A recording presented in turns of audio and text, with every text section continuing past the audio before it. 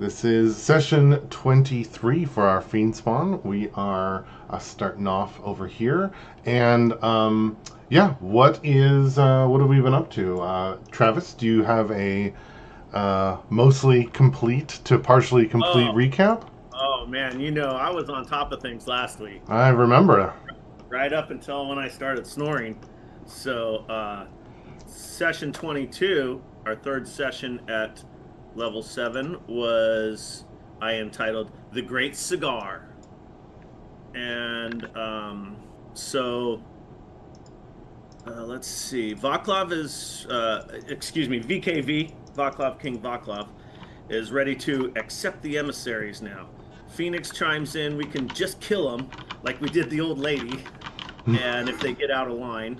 Um, the orcs were first for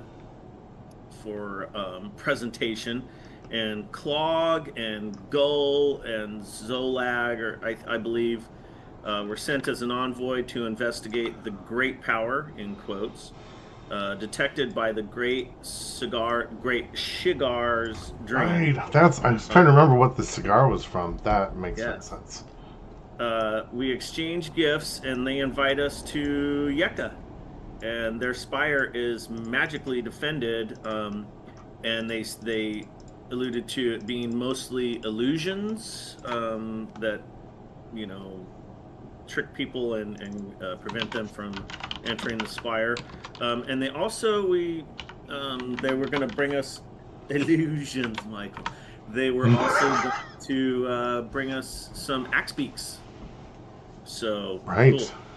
cool. Um, then that was followed by the dwarves, and basically we just called them out for being fey organ harvesters, and then they left offended. And I don't think there was too much productivity there or information exchange.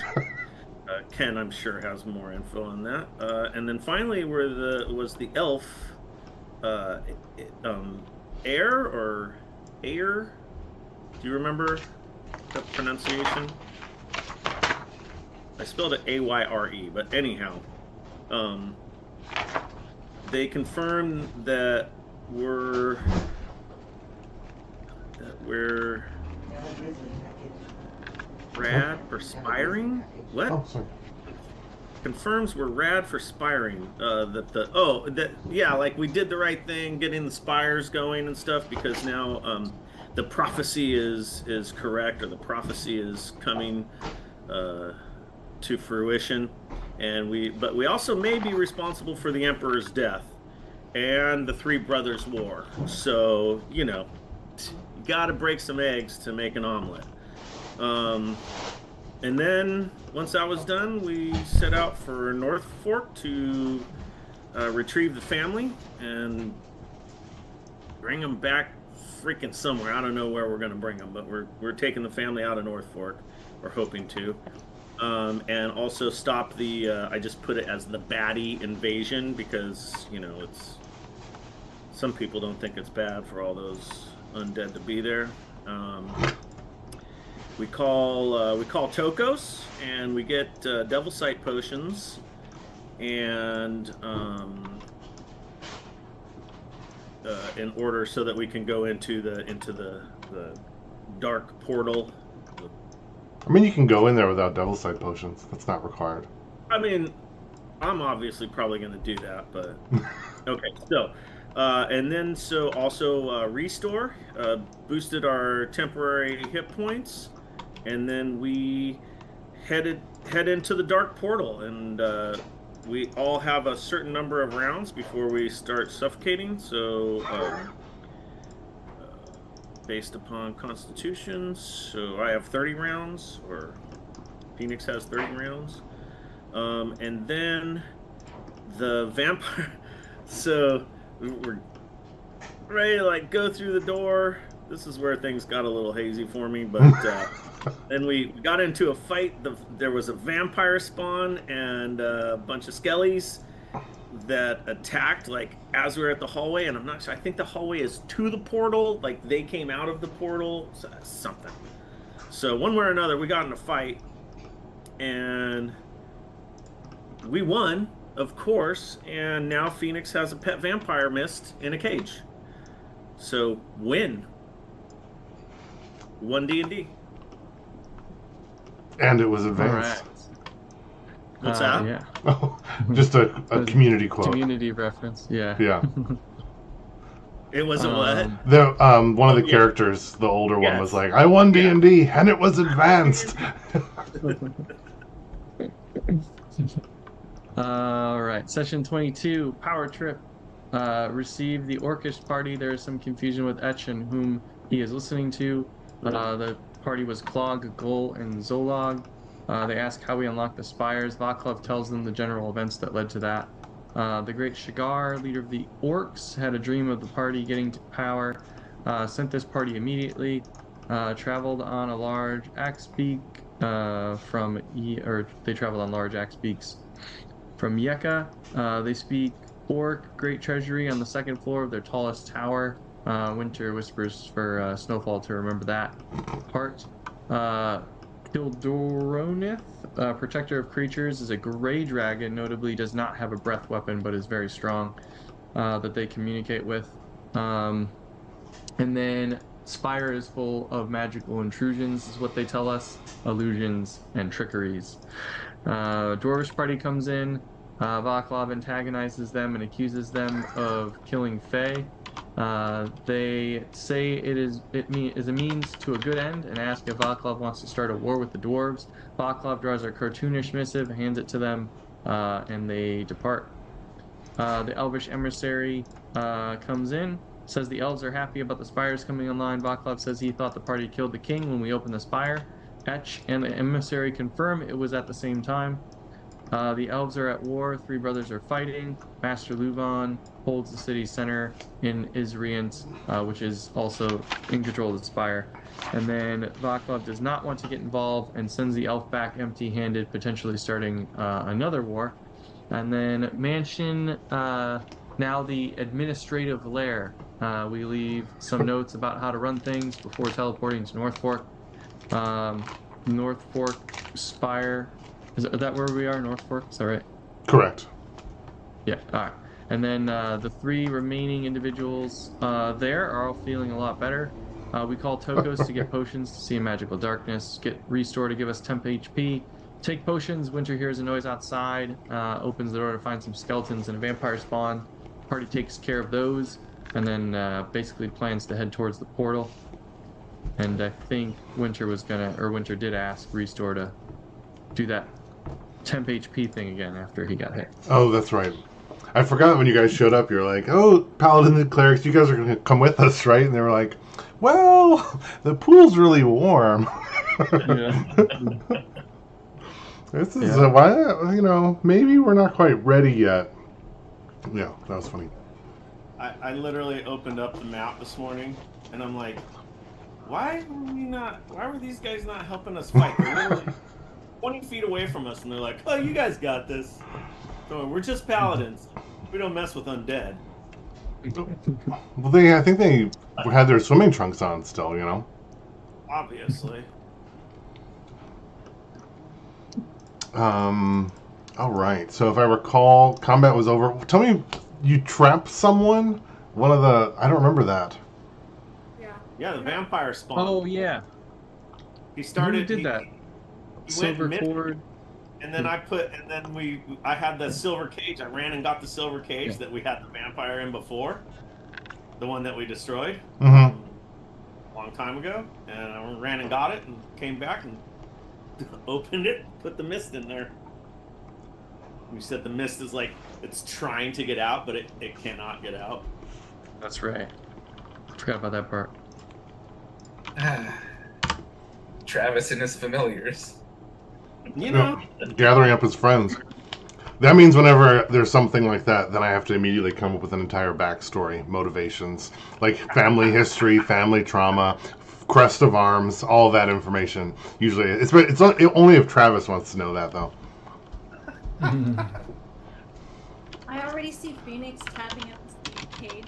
What's your name? Yeah. What games do you like to play? What's your favorite animal to summon? Watch me do this. What's your name? What do you think? How do we kill your master? Yeah. Well, that's what Winter would want to know. Winter, Yes. that was Winter. Right next to the cages, Phoenix is doing that. No, stop. Tell us. It looks like Vaclav's had a terrible polymorph accident. Cool.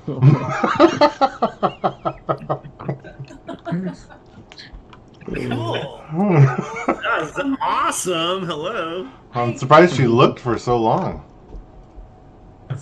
Staring at Yeah, right. Like, what are those people doing? Well, just like at the little lens, right? Yeah. Yeah. She's just sitting on the desk, so I put it in front of her.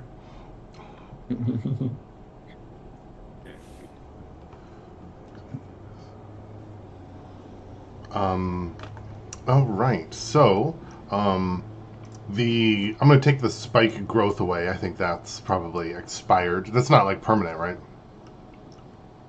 It's like a minute or something. Yeah, and I believe the other skeletons, I'm assuming you kind of like had stomped and smashed them in the ways that we've established that kind of like permanently We did. destroys them, right? Yeah, we literally made that a point. I think Yeah. we ended with smashing the rest of them and getting ready to go into the darkness pit by stacking our hit points in the room. It was we had the stack, and it was like me and Winter were like, okay, we'll be right back. We're gonna go back to that room real quick. Right, so you kind of returned back to the room inside, right? And then you asked Restore to give you that. What did you ask him to do? Like give you a positive energy protection or something? Yeah, he used the spire power to charge us up. That's right. Okay. Well, let me see if the Spire has power for another of that. We do have 3 followers who've been here giving it power for however long now. Well, they've been giving it power, but they've also been like using the pumps and heating the water. They've been, using up that energy pretty effectively too. Spoiled. They I need wouldn't to- say they need to get they're being healed and cleansed and happy again. That's what's important. At least that's what Restore would say. They need to toughen up. And go into the I mean, seriously, portal and they earn are their keep. they're millennial paladins. Well, they're the Gen Z ones, right? That's Yeah. Yeah. Millennial Paladins aren't as bad. They're just, looking for purpose now, I guess. Yeah. Perfect. Yeah, Restore would say, I do have some excess energy, and I can grant you another positive energy healing protection if you'd like. Oh, yes, please. I would like that. And I believe that was 2d12, if I recall. Yes. Yeah, so you can do that again if you like, but it does not stack with your previous one. But if it would like go over it if it's higher. larger. Ugh. Well, So- it's better than 0. Is it 3? No, I did roll 11. So Oh, it wasn't that absolutely terrible. But yeah, slightly below average. Well, no, that's like average, right? Because it'd be 13 is average. Oh, you're right. Yeah. I guess it was. Oh, 14. Nice. Always up for achieving. Above average. Way up. Last time everybody had like not that much. I have 10. I got 10 ones. Yeah, well, I like the 2d12 because it's really variable. That's why I went with it. Because I figured somebody would get really low, Real and then quick. someone would probably get like 20. Somebody who doesn't need them. Uh-huh. Loki. They'll be Loki, exactly. Yeah. Everyone else will be down and be like, Loki's like, wow, I still got like 85 hit points. I don't know what your guys' problem is. Would you all stop laying down on the job? I never got past my temporary hit points. Yeah. Loki's been feigning death the whole time. Yeah. Yeah. I feel like Vaclav's never going to let him live that down, that's for sure. All right. Let's kick some doors. Let's kick some doors. Yeah. Okay, so heading out, we've got our stuff, and I believe you guys have already taken the potion for Yep. the vision, right? Yes. Okay. And Yes. I can't- took it at the precise moment that would maximize how long it lasts for me. That does not feel like something Phoenix would do. I believe you took it first to see what it tasted like. Literally. It's like potion. This tastes delicious. And it also did not taste delicious, if you recall. It was disgusting. Yes, it was disgusting. Sure, it was made But I didn't by- throw up. He's a child, so he's doing that thing where he's pretending like Right. it tastes good. Yeah. It's so great. Uh-huh. It's like give a kid a sip of beer, you know, Yeah. like all the dads are hanging out. It's like, And I've Oh. cast enhance not ability. that I would promote that in any manner. Sorry, Kevin. That's okay. Yeah, way to get us demonetized again. Yeah, it's my job.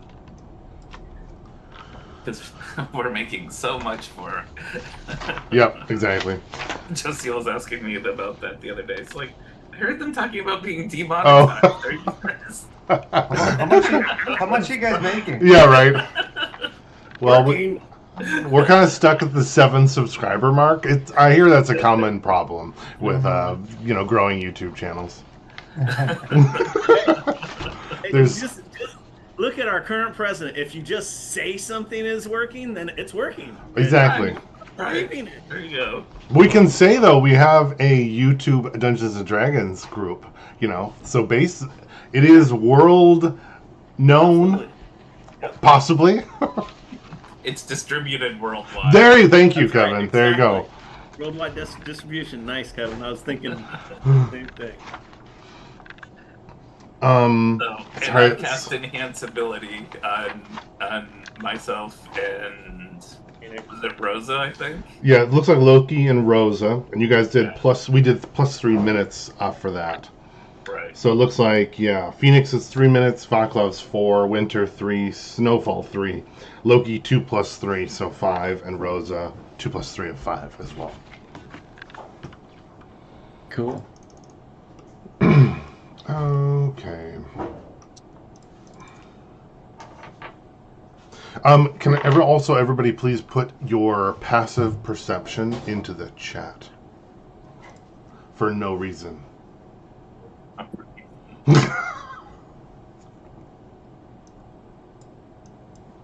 If I can find the chat button.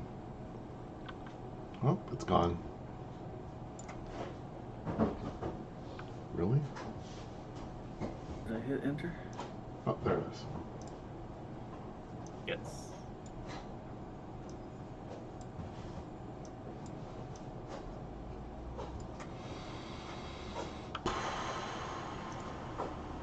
Good God, Ian. What? That's not an It's important like, stat in this game, is it? Wow, that's impressive. That was Lucy in the I was last campaign. thinking. Hey, Rose is only one better than you, right?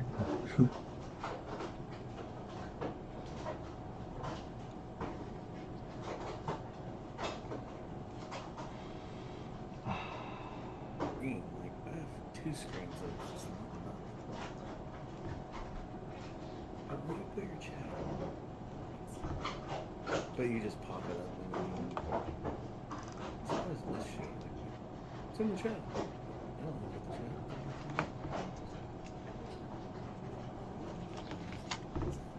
Ah, well, my Zoom doesn't have that. It doesn't stay there. The bottom thing. Well, your chat's on the website. Oh, so. Pardon me. Shrink it while I do that? I just realized the wisest characters in the party are Winter and Phoenix, and then Winter. They're the ones guiding. It literally shows every session, so. The children will show us the way. Yeah. Right, power of the child. Power of the child. I don't know. My wisdom's really good. Yeah, that's what I was thinking. Tabby probably has. Well, then passive perception should be higher then. Yeah. Oh, yeah, you're right. How can it be 10? Or wisdom. My It'd be wisdom. +1. Be 11. But my saving throw for wisdom is a +7. I don't know why. Oh, because you're proficient. Yeah, we're, Yep. And a paladin with an And aura that paladin. gives a +3. Mhm. right. That would do it. Oh, so you have 11, Rosa? My wisdom. No, your Yeah. passive Sure. perception. Should be 11, yeah. It should be 10 plus your wisdom, right? 11. Yeah. I put down my passive investigation. Sorry. Unless you're proficient. Right. Perception. But point still stands. It's still Phoenix and the Winter are the wisest characters. Yes. It is. It's funny. Adults just don't understand. No, we never They will. don't. They don't. Adults got older, but not wiser, I That's guess. Freaking boomers. Right. So the path here, it looks really short on the map that we had, but it's actually like a longer time walking through. I'm curious, is this the order that we're going in with Winter and Phoenix leading the way? Or would we be traveling in like a different order? I mean, we're the wisest, so That would make sense. I'm going to move my token because I never go in front. I think we've established that. I'm back here with Snowfall, like behind Snowfall, I think is Or riding. because Riding I'm Snowfall? Snowfall, right? Sure. Yeah. So Yeah, we kinda can- just like if we're is that cool? Like stack it like that? Yeah. Okay. And then is Winter leading? Winter will lead. Yeah. Winter, He's the best. question for Winter. So Phoenix is riding Winter. We established that's common, and like, did we get like a bit and bridle? Remember we were trying to, Oh, we never went through that. That's right. which I don't care because that's what I was leading my question is, like, am I guiding Snowfall, or am I just riding Snowfall, and where Snowfall goes, I go? If I need to be somewhere else, I jump off and go somewhere else. How do you want to play that out? Like, how would Snowfall... In combat, yeah, probably, because my stuff with Snowfall says I direct him on my bonus action. So, Uh-huh. yeah, he can move on his own. So I guess he can move with you, but I would be doing his attacking and stuff like that. But he Okay, might cool. So move if where you there's- want to go, right? If you're like, if there's- go that way. Yeah. Yeah, exactly what I was thinking. Like, if we're doing stuff, I could just be like talking to him and, hey, over here, over here. But if there's something tactically that you want to do, you just yell out Snowfall, and Snowfall's going to do that. So, like, is that fair? Although Is I that fair? can't- Yeah, we can't talk to him though in there. So that would probably be more on Phoenix. I just meant in general, but yes, you're Yeah. right in there. Yeah, it's the Phoenix show. Well, I think Winter, you can still direct him like with Direct, your mind, right? Do you guys have like a psychic Probably. link or no? It doesn't say that, but I figured we would, similar to what. You could also direct like physically, Yeah, you know, point, like yeah. that. Yeah. Sounds good.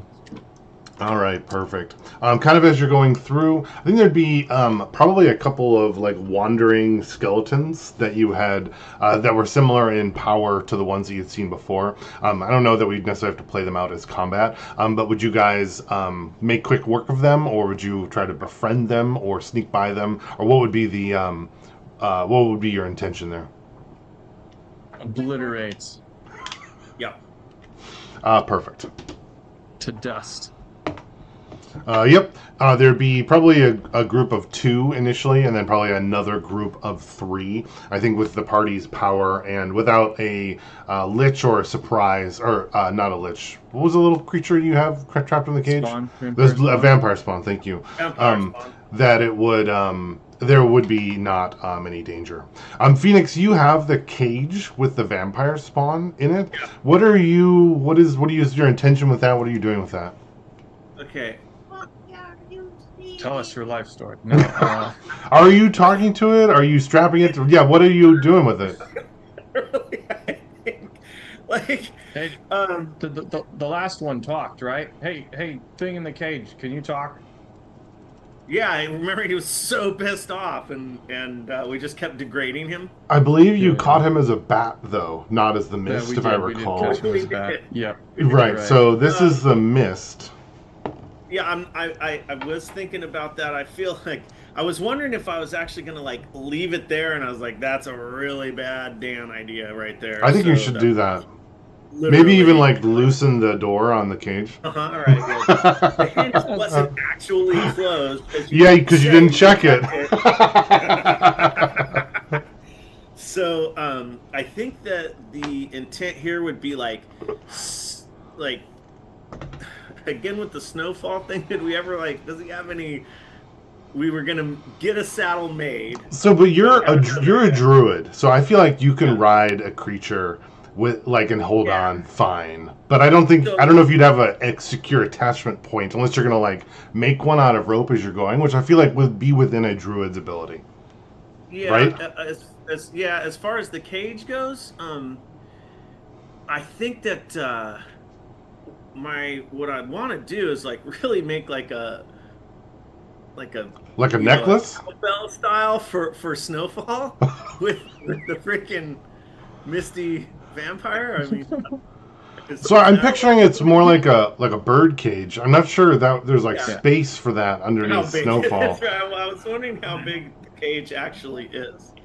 Because The it was big Snowfall's enough for a medium now, bat. so he's probably like 150, 200 pounds, right? Size of like a really big dog. Yeah, do you think he could wear a bird cage as a necklace and still be functional No, and probably open? not. That's right. Like, is it like a bird cage for a bat, or did I make an actual bird cage? Well, you made it. Why don't you tell me how big it held a bat before? How big I is would the cage? only have made it. Okay, and this is literally not bullshit, but Phoenix would have made the cage to fit the bat. Okay. So, however big, I mean, I feel like it's still pretty sizable. It'd be like you know, like a Labrador carrying around the freaking Saint Bernard, Right. You know, like, so fuck it. I'll just like strap it to my pack. Okay. You know, it's just like flopping around back there. Okay, got it. Did he Probably talk like back to us at all? swinging. or- Well, I wanted to Swinging back. find out this to know what that looked like. So you're trying to talk to it, Winter, as you're walking Yeah. around. You're also leading the party, so would you be falling back to do this? Would you be shouting at it? I would Okay. go back to talk to it. Yeah. Yeah, perfect. As you kind of like go to look at it, maybe this is after the first little skeleton battle. It looks like the mist is like attempting to like coalesce together, but it's like bumping against the silver because Phoenix is very like wobbly and stuff. So it's Yeah. kind of having trouble coalescing. So as you ask it questions, it doesn't seem to be answering because of that. Okay. Hey, Phoenix, can we pause for a second? I think that thing needs to. It's bouncing around too much. Snowfall. Ho! Okay, And as then you turn around and literally, I'll turn around and face Winter. So what are we doing? The cage on your back, trying to figure out if that thing can talk to us. We can ask it questions, like how to defeat its master. Oh, you're so wise, Winter. You're so wise. I'll turn around again so that it's facing Winter. perfect. I'm gonna put the oh, it's not gold, it's silver, right? Yes. Say, hey guy, how do we kill your master?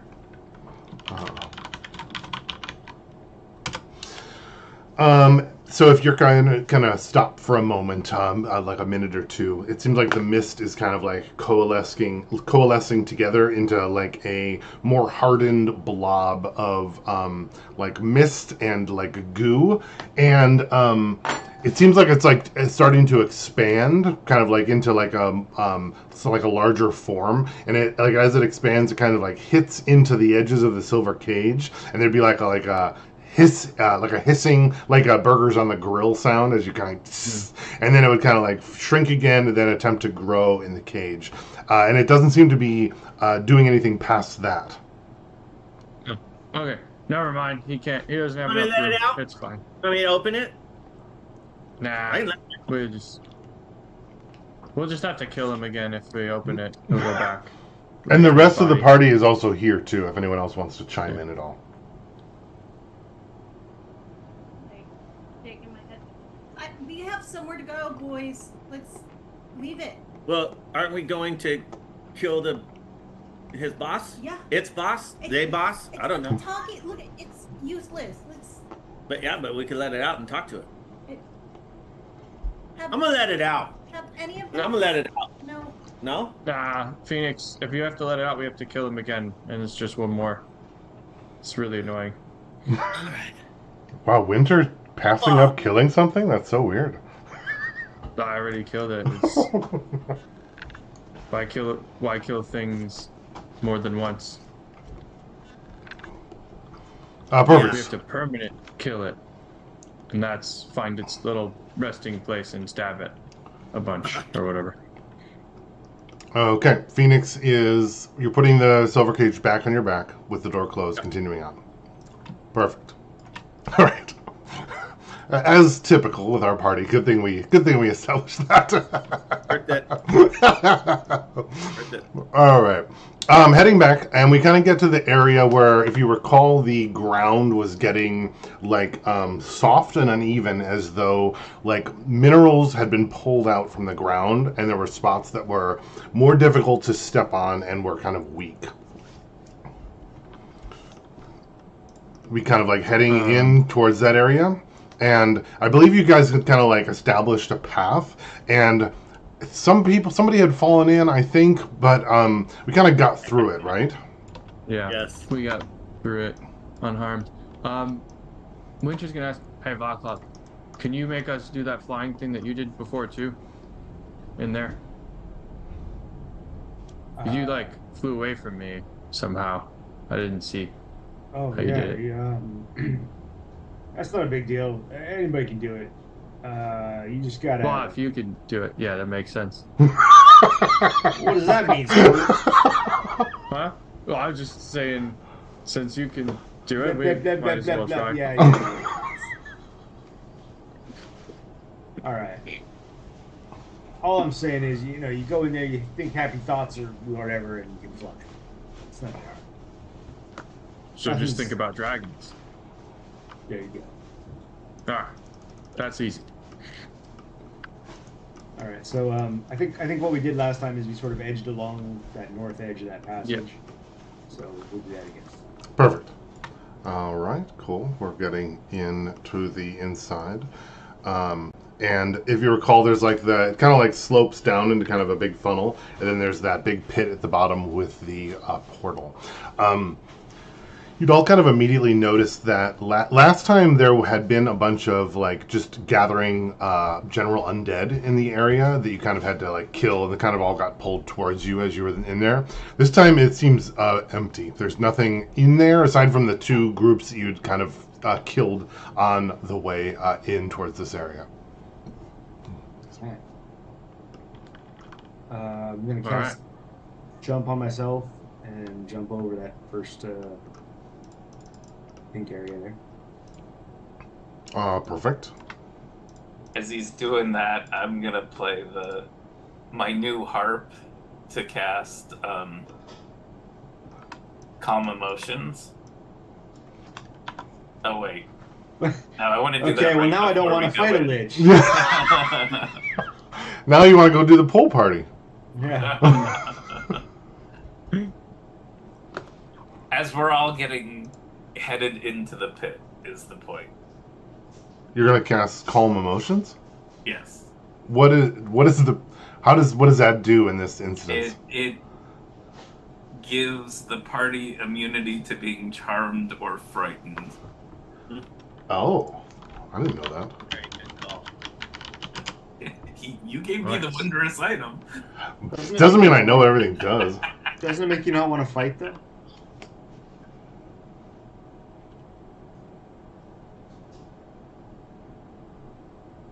That would be awesome. We're like, we're not afraid of you.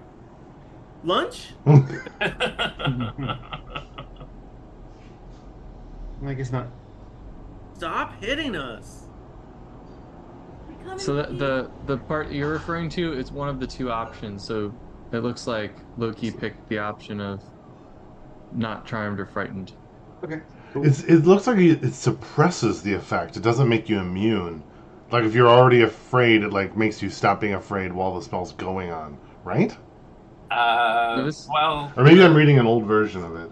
Yeah, there's a The legacy. creature has immunity to the charmed and frightened conditions until the spell ends. If it was already charmed or frightened, these conditions are suppressed for the duration. Got it. Then I think I was reading the old version because I just googled it. Cool. And then, if I recall, you can concentrate on 2 spells, and you have 2 concentration spells on it now. Is that correct then? Is this one concentration? Oh, it is. Yep. Yeah. I wasn't Or- thinking about concentration with this spell cast from the harp, but Oh, because the harp does it? Oh, right. Then it probably wouldn't count then. But you do have the one for the concentration. Sorry, for the constitution for the time. yes. Yep.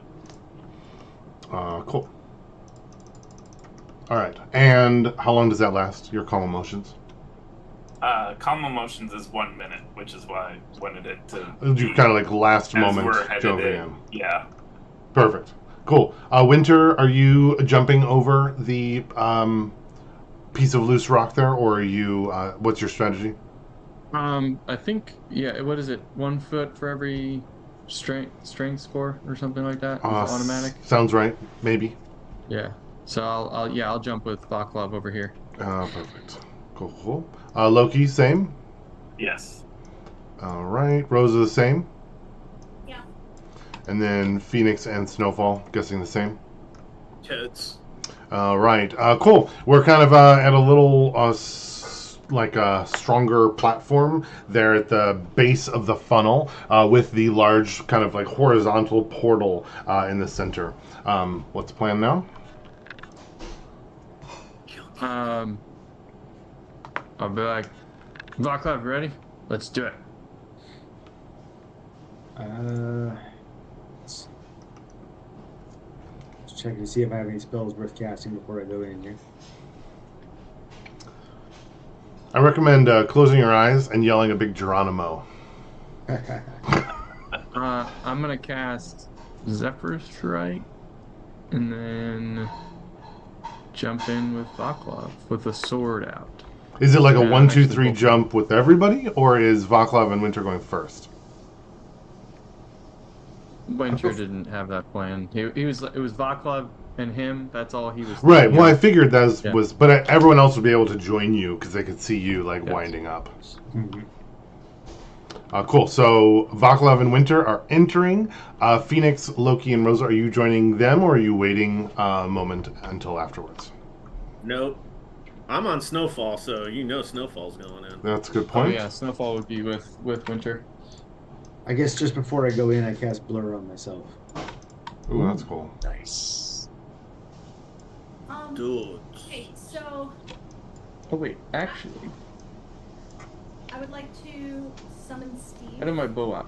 Oh, sure, Steve. Stephen. Okay. What color is Steve? It was like that orange. Okay, I didn't know if you wanted that or if you wanted to pick a different color. I don't know. I'll give you this color-ish. Yeah, and I have him. I want him on solid ground. Yeah, okay. If it's not, so you're gonna. I'm guessing you're kind of going over here. I'm guessing you can't summon him like at a distance. It's probably like, right next to you, right? I think you can summon him wherever you like, where you can see within the. Oh, that's cool. 30 or 60 feet, something like that. Yeah, it's usually the case. And like he and I can commune with the mind. I was like, all right. So I kind of like give him the short like, this is what we're doing, and like I'm watching. I'm doing this while Vaklav and Winter, everybody's like getting ready. Like here we go, and I bring in my horse, and I start to wind my rope around my waist, and I secure it to Steve, and I was like, all right, Steve, if I'm not back, and I do the mental calculation of math in my head. I'm like, okay, so yeah, in 5 minutes, if I don't pop out, you gotta pull me back. 5 minutes. What do you need? It's like my how There's long one I can here. hold my breath, right? Yeah, if nothing bad happens. Yep. So you're tying a rope to yourself, and then the other end of the rope is tying to Steve? Yeah. How long is the rope? There's shoot. 50 feet. 5 minutes. I'm walking really slow. It's but yeah. It's like, all right, guys, I'm gonna have to stay right here by the portal. Everyone else can I'll go. grab the portal. I'm gonna let it dangle. It's gonna be like, I gotta get to that rope and yeah. Oh, so you're not tying it around yourself. You're gonna like feed it out until it gets to the end. So it gets to the end, so it's like it's there. Like if we're Someone yanks it. So is it like at 5 minutes he's gonna just take off running back to the base, or should he? Horse is sitting here in this cave, like 1. Yeah, that's totally what I was- He's got like his horse watch. Chapter 60. Yeah. Meanwhile, Winter and Felix are just looking at each other, going, "Freaking boomers."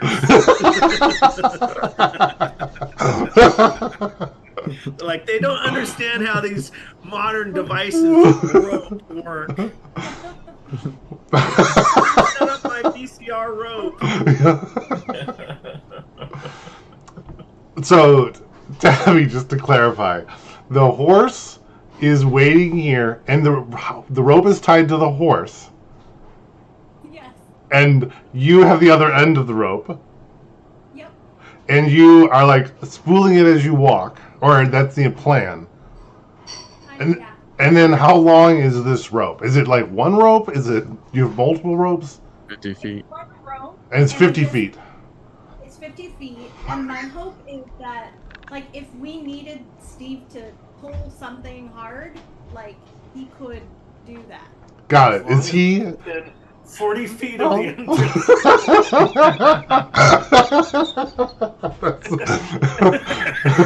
Hey, let's not let the perfect be the enemy.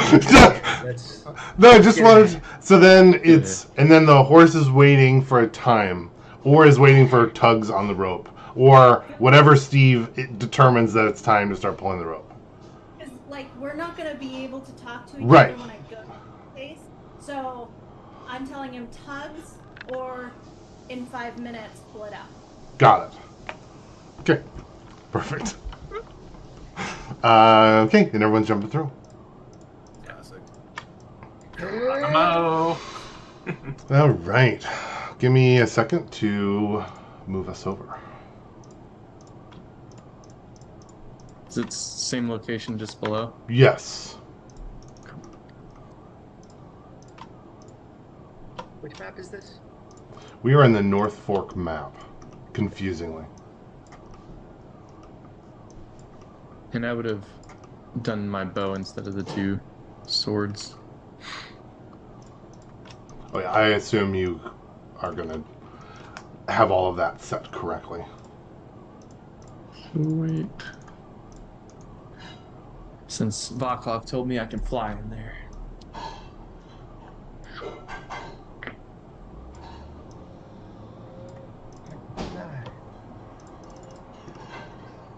Oh, yeah, that would be our little musical number would kick off then, right? I watched that movie a bunch as a kid. As soon as you said that, like the music went right back into my head. That's pretty funny. I haven't thought about that in a long time. So you think of the wonderful things, any merry That's- little things? That's what I suggested. Yeah.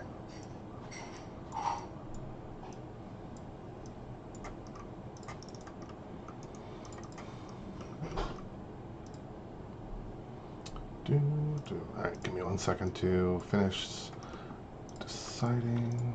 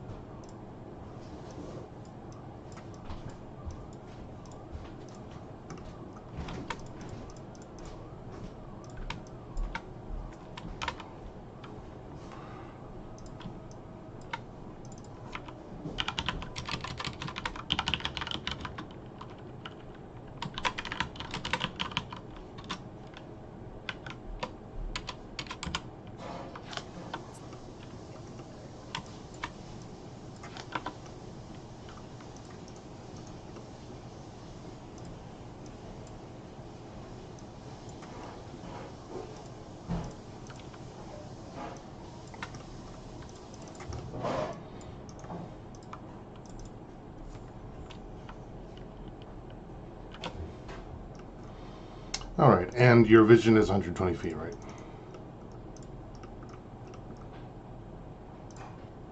I guess so. Correct. Y'all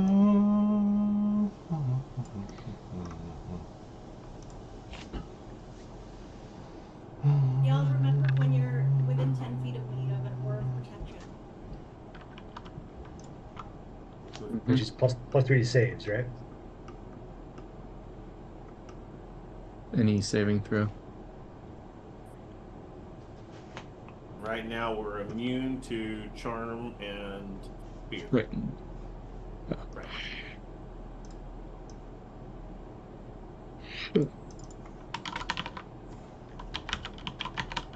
Really quickly, brief me on the what's our intent jumping in here? We're going after the big bad. There's a lich in here, and we don't want to be neighbors with him. The lich, that's right. Got it. And I'm like, Well, we don't really know what he is. There's a big guy in a coffin. Right. Okay. So it could be just a big badass vampire too, right? Totally could be. Yes. It's probably And we saw this more coffin accurate. when you guys went down there before. You witnessed the coffin, right? Right. But you had to skedaddle. Vaclav's seen it, and he saw there's an altar, and he tried to damage the altar. I actually saw inside the coffin using clairvoyance. Oh. That's right. Yeah. You did. He did damage the altar, didn't he? And something because he He threw his spear at the obelisk, I believe. Yeah. the obelisk, yeah. That's right. I mean, And then we thought that, or didn't we see something or feel something when that happened? It trembled, Yeah. and there was some sort of like pulse of negative energy or something. I think. Hmm. Yeah, that sounds about right. Okay. Slowly getting it set up. All right, it is a little bit south of the position that we were at before. I'll move there over there on my map. And let's see. Oh, it looks different this time. That would be the most immediate thing that you would notice, is that it does indeed appear different than it did last time. As everyone's entered, this is similar to what it felt like before for Vaclav and for Winter. In that immediately there's no like air to breathe, and the air that's just kind of in your lungs, kind of like when you dive down to the bottom of a pool, you just kind of like, it's kind of like pressing against the inside of your chest, and you kind of have to, it's just very noticeable that that's the case. The silence is immediately overpowering, and there's like no sound at all that you can kind of hear, because it doesn't seem to be transferring through the medium of nothing. I doubt your characters would understand the physics behind it, but that's why there'd be like the no sound that you can kind of immediately hear. As you land, you kind of land on this little island that seems to be like floating into nothingness. When you kind of like look up and out, it's just like pure black and void, just nothing up above you. And down on the ground, the ground that you're kind of like standing on, or that you kind of fall on after you hit the portal, it's like a little bit squishy. And when you kind of look down, it almost looks like it's like the little bits of bone and flesh kind of like pressed together into like almost like a coral reef style like amalgamation of a like floating spot. Now I say floating, but it's not in the traditional sense of like a floating island. It's more of just this like iceberg of fleshy bone material that's just kind of like present kind of in the middle of nowhere. The portal kind of like lands you onto the ground. You would though notice that there's a couple other little, much smaller little islands kind of like hovering, floating off just outside of the edges of this particular platform. I'm using black to denote the like void space, and the like light grayish spots to be like where this like island material kind of like is right now. The things that you would kind of immediately notice here are that there's like a floating green mass that looks like it's almost like kind kind of like flesh and pus kind of like pushed together in like a little floating blob, and it's kind of like hovering kind of in the middle of the air, about 10 feet off the ground. Not particularly large, probably like one of those inflatable beach ball style sizes. There's also two things that I've denoted as like shadows, and everyone would notice that except maybe not Rosa and Vaclav. I think everyone else with those passive perceptions would see that there's no light, but because of your witch sight, you can kind of see things that you might not normally be able to see, like things from like multiple angles, or as though there's like a magical presence behind it. And it seems like these shadows are like areas of more deeper darkness or something kind of in those particular two spots. And it's almost like they're like moving and shifting a little bit. There's also this large creature that I've kind of marked in red as a death steel juggernaut. This kind of reminds you of one of the larger gargantuan skeletons, but this one seems to be like almost reinforced with like pieces of large steel that have like the shades of black and kind of are sparkly in them, kind of like running up along the large bones of the torso and the arms. And kind of as you kind of like land and push into the ground here kind of almost like shivers, almost as though you touch someone's back and there's like a shiver that kind of like runs along the ground like a little earthquake. And this juggernaut kind of like turns its like massive head towards you. It's like a giant amalgamation of skulls and partial helmets towards you, and it seems to be like moving in that general direction. Towards the party. Can I have everyone please make an initiative check and put that into the chat for me? I think that's everything I wanted to say for this. Yeah. Ho, ho, ho, ho, ho. Don't worry, everything's gonna be fine. Is Phoenix starting off the battle? So I'm sure that'll be a good start, right? Potentially. That's pretty good. Ooh, lots of good. Apparently, Vaclav came to play. Oh, I'm sorry. That's wrong. It's a 20. And it... Nice.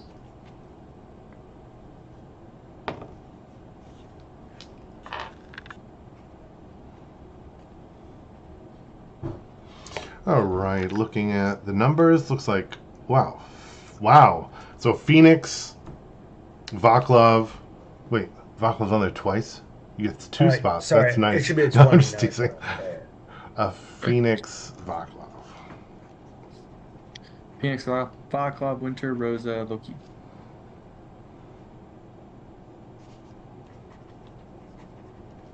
Who is next after Vaclav? Sorry. Winter, 19. 19? Oh, cool.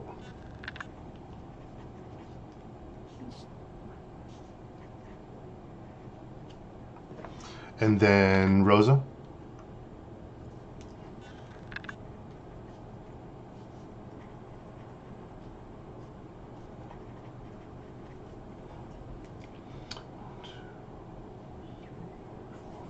Perfect. Kind of as you pop in, this is kind of what you kind of immediately see in that brief moment.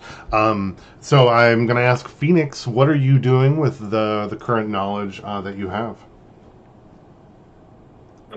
Oh, actually, Okay. 1 second. Let me look at one more thing. Phoenix.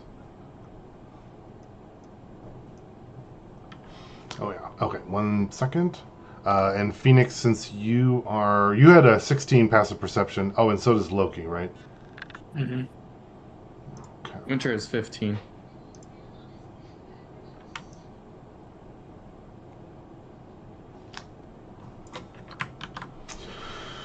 Give me a second to have this do what I want.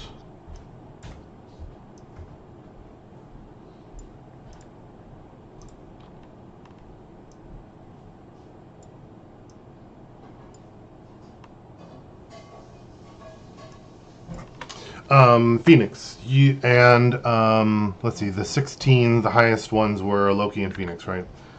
And Winter, you are at 15. Let me see if I'm going to give you this information as well. Yes, you would.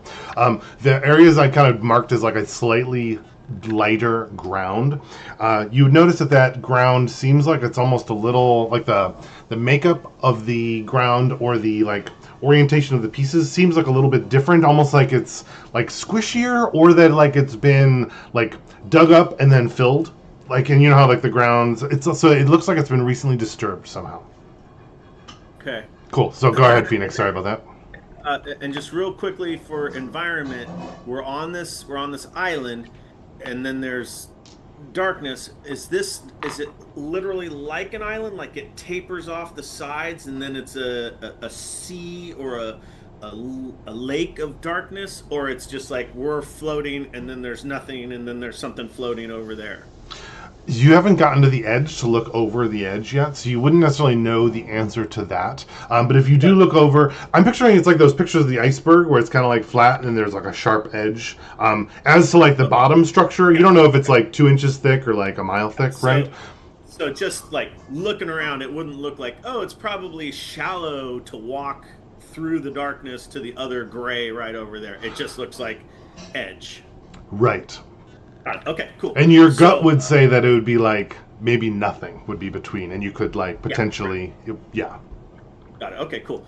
So Phoenix, and we have determined that we can still cast a spell. We're just expending more rounds than just being there of our.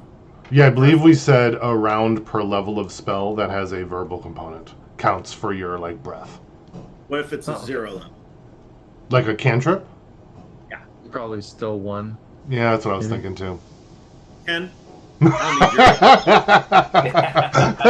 mean, it's gotta be something. I think 1 is not. Why'd you ask the question? Hello. Overruled. Cantrips are free. Okay, so cantrips cost. But I will allow you to not use a spell slot to cast a cantrip. So that's what you get. Thank you. That's all the difference in the world. They don't call him Dan the Compassionate for nothing. Okay. Phoenix pops down there, and he's like, "Yep, this is bad." And so, do you say that and use some of your air? No, I'm not. I am going to use my action. I'm on Snowfall. I'm going to use my action to cast the cantrip Blade Ward on myself, which allows me for 1 minute to. Oh yeah, you're on Snowfall. Sorry. So we can be a different spot if you want. I forgot that you were in the same spot. Sorry, keep going. I had you and Snowfall as different squares. Gotcha. Okay, and then so Blade Ward on me, and that is verbal and somatic. Okay, so that cost me around 29, and then oh, and this is the first round, so really there's 28, right? Yep. Okay. That's plenty. Then spend them all. Yeah, I'm fine. And then I am going to use my feature, because immediately going in there, I know all really Phoenix's mindset is this, just to put everyone in perspective, we're here to fuck shit up. So anything I see is potentially to kill. So I am going to summon Sparks, and I don't have to say anything. I just use my wild shape feature, and I am going to think it's a good time to burn shit up, Sparks. Let's do this. And I'm going to have Sparks. You can move them where you like. I just moved the token there. Let me token this bad boy within 30 feet of me. Yeah, let me blow this up real quick. Oh, no, that was token panning. Blow up. Okay, Sparks is there. Phoenix is there. Okay, perfect. Within 30 feet, and I'm going to drop Sparks right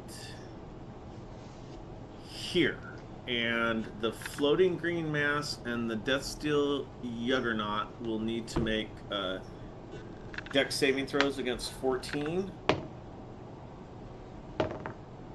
The green mass saved, and the Deathsteel Juggernaut did not.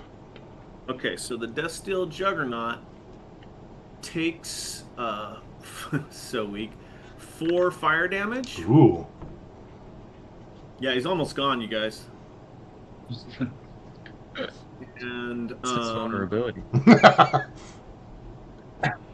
Because everyone makes a Death Steel Juggernaut with vulnerabilities, right? Mm-hmm. okay, so Keeps let the me budget just Hmm. when he appears, spirit unoccupied, choice blah blah, 10 feet, 2d6, new companions, uses proficiency. Some spirits take the form. Okay, so what I'm just checking to see if he can do, if I can bring him up and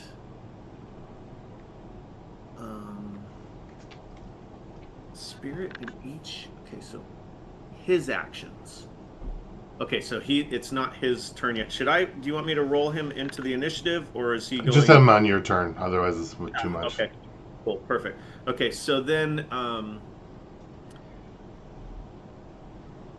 what I'm gonna do is.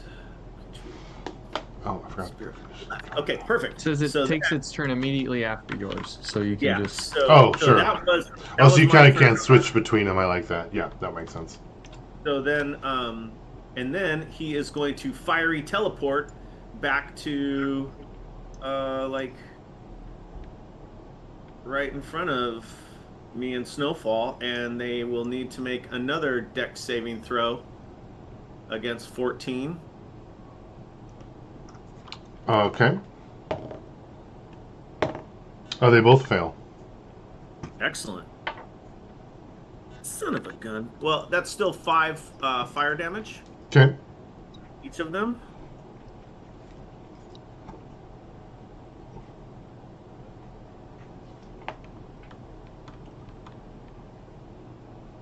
And that would be my turn. Perfect. From Phoenix, it's over to Vaclav. All right. I'm going to try to fly up into the air. Yeah. Go ahead. It's like a you had to make a check before, right? Do you recall what it was? Maybe like a wisdom, like a there is no spoon thing. Maybe, or maybe it was Arcana. Yeah, either one. Up to you. Would he get any kind of bonus since he's done it before? No, in this case. You would notice, Vaclav, that it does seem like something is different. That it's either it feels different, that there's like a different force at play, but there is probably a chance that you can still figure it out, though. All right. Let's see. So that'd be a 16 Arcana. 16 Arcana. Yeah, you kind of get a sense of like what you have to think and kind of focus on. As you do, though, it does seem like that there is like a pull back towards the ground, and you'd notice that like this pull is almost wavering a little bit, like it's growing stronger and then weaker, and it might suddenly change, if that makes sense. Okay. So I'll fly up into the air over to here. Let's see.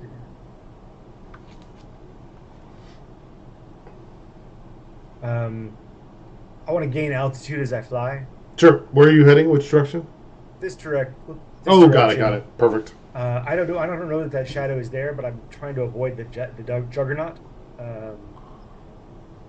So I don't know how high I can I go up like half as far as I move or something? Like I'm 15 feet in the air now. Sure, that works for me. 30 feet forward.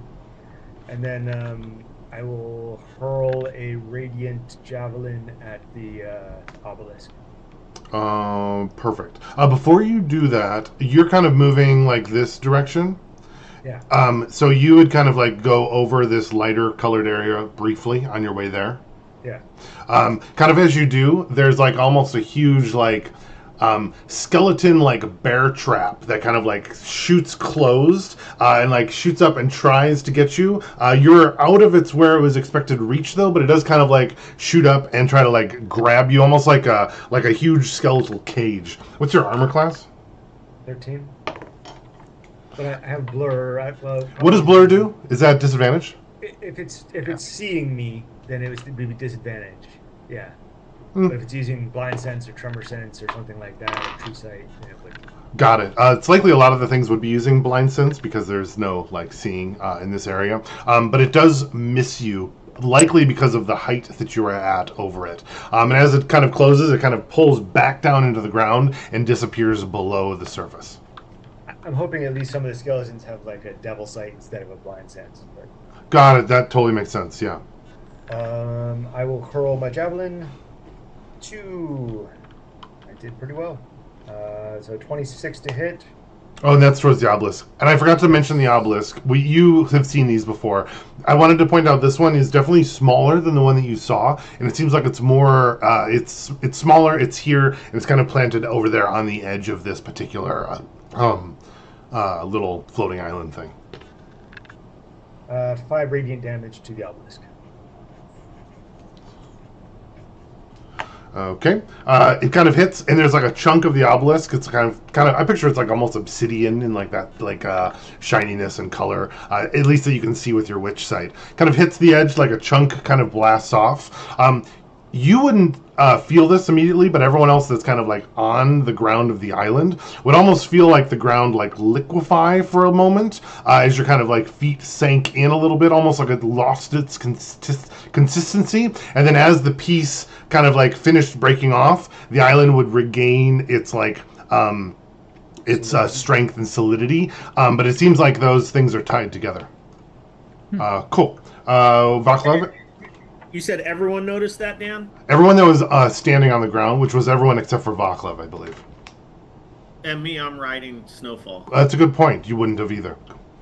Thanks for reminding me. But Sparks would have, but can you talk to Sparks telepathically or only verbally?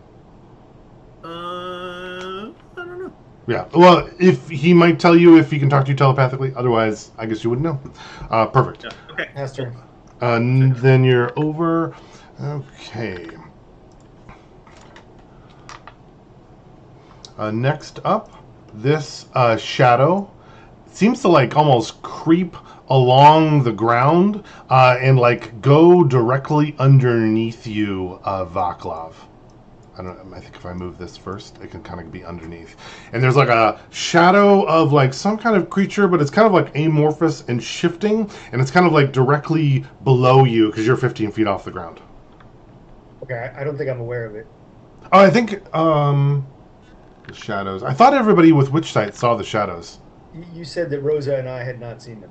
Got it. Oh, that's because you had the super low ones. Good point. Well, everyone else would certainly see that. Yeah, that makes sense. Cool. Looks like Winter is next. Winter's gonna try to fly, or I guess it'll shoot first. So I will take one of my. Actually, we should clarify this. Can I use the sword's hunter's mark even if it's just on me and not wielded? Because that's the special sword. Or if like I touch it and point, can I do that? I think as long as you can touch it and point, and you're attuned to it. If you like are not attuned to it, Yep. I think certainly not. Yeah, I like that idea. attuned. So I'll touch it, point to the Death Steel Juggernaut, and mark it. Perfect. And take one round of that, and then fire twice at that thing. First one Zephyr Strike, so it has advantage. 20 something to hit. Yep, that'll hit. All right, and then I'm gonna add Snowfall's reaction to it as well. This is let's see, 10, 15, 16, 18 plus 4, 22 magical, piercing, force, and acid damage. Perfect. Yep. It does the regular damage. Doesn't seem like it's weak or vulnerable to anything in particular. Yeah, solid hit. Alright, and then I'll try to shoot it again. Less to hit this time. That is 7 plus 7, 14. 14. Unfortunately, your projectile does not make purchase. It kind of bounces off the death steel part of the juggernaut. That makes sense. And then I'm gonna try to fly out as well. Sure. How are you trying to do that? I would think trying to figure it out like environmentally with like nature, or not nature, but maybe like wisdom or whatever. Like it's a straight wisdom roll, or which skill are you trying to use? We can argue a point that way if you think. Yeah. I mean, maybe like a survival type thing. I don't know if that applies, but that's more of it says hazards, so maybe not. This, I think straight it's more of like movement. a mental thing. It's like a belief and like believing what the world is around you. So unfortunately, Winter might not have a strong one for that. But it would probably have to be like a mental stat tied ability. Oh, I guess nature is though, Yeah. right? Oh yeah, he doesn't have nature though. Oh, He's got- you can certainly, in that It's the sense. opposite of nature. Vaklov said he could do it, and now he's seen him do it twice. So Winter believes he can do it. Sure. So it might be like a straight wisdom or intelligence check then, which yeah, wisdom. Use the power of envy. yeah, the power of Winter, envy. Yeah. Winter is Uh, convinced he can do it no. better. Yeah, that's true. Yeah. But Just do it. unfortunately, yeah, I probably can't. That's a 5. Yeah, even watching Vaclav do it, you're so grounded in like the natural world. It's hard for you to like believe that something so clearly impossible like that you could actually do. Even though you are a dragon, Yeah. but they have wings, and for some reason your brain is just having a lot of trouble doing that. So at least for now, you're unable to fly. And then, yeah, I'll move right here behind Sparks, and I'll have Snowfall move wherever Phoenix directs him here on my turn. Like if Phoenix is pointing somewhere, that's where Snowfall will move. Perfect. Okay, cool. All right, do you end your turn? Yep, and my turn. All right. Next is our Death Steel Juggernaut. It's going to see you flying right there, Vaclav. It's going to move towards you, jump up into the air, and attempt to spear you with one of its like spear-like arms. Your armor class is 13. Yeah. Maybe disadvantage if you see things. Thank you. I rolled a 3, unfortunately, so it does miss. Well, unfortunately, in my perspective. Fortunately for you, I guess. Missed with that spear. It is going to try to swing a second time, but with that disadvantage on the blur. Is that concentration? It is concentrated. Got it. That makes sense. And your armor class is 13? Yes. Cool. It would hit that time, though. Wow. Only for 6 piercing damage. Okay. Concentration. Yep. Let's see. You're just gonna pass that. Oh, yeah? It's not enough damage to. Well, isn't it 10 or half? Right. Whichever's higher. Yeah.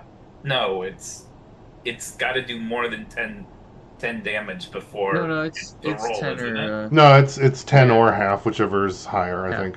So there's always like a minimum of 10, from my recalling. Tabby, what's the range of your aura? It's only like 10, I think. Is that right? 10 feet? Okay.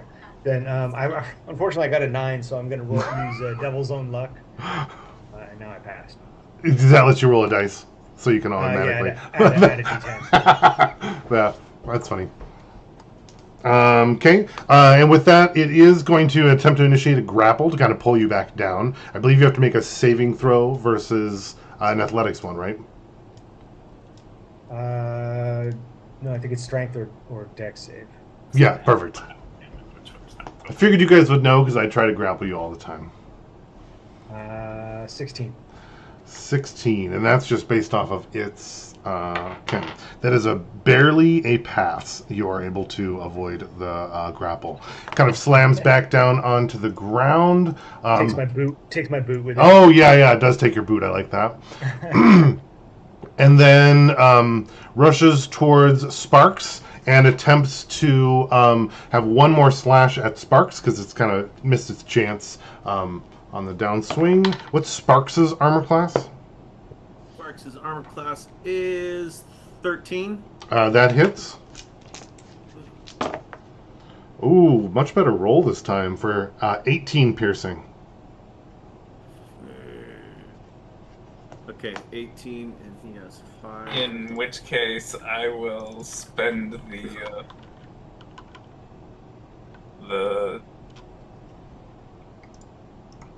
Can I do that? When a creature you can see within 60 feet. Yeah. So I'll cast Silvery Barbs, which is a first level spell. Sure. And then I will. Yeah, go ahead and mark your breath, and then I will roll and you'll have to again, re-roll. and I failed. He misses. Perfect. Over to Rosa. Okay, so I see everything that's going on. This guy is right in front of me, yeah? Yeah. Okay. I'm going to... Where's my... I'm going to use my channel divinity. Okay. Make sure I'm using the right one. Maybe there's I am going to take the attack action.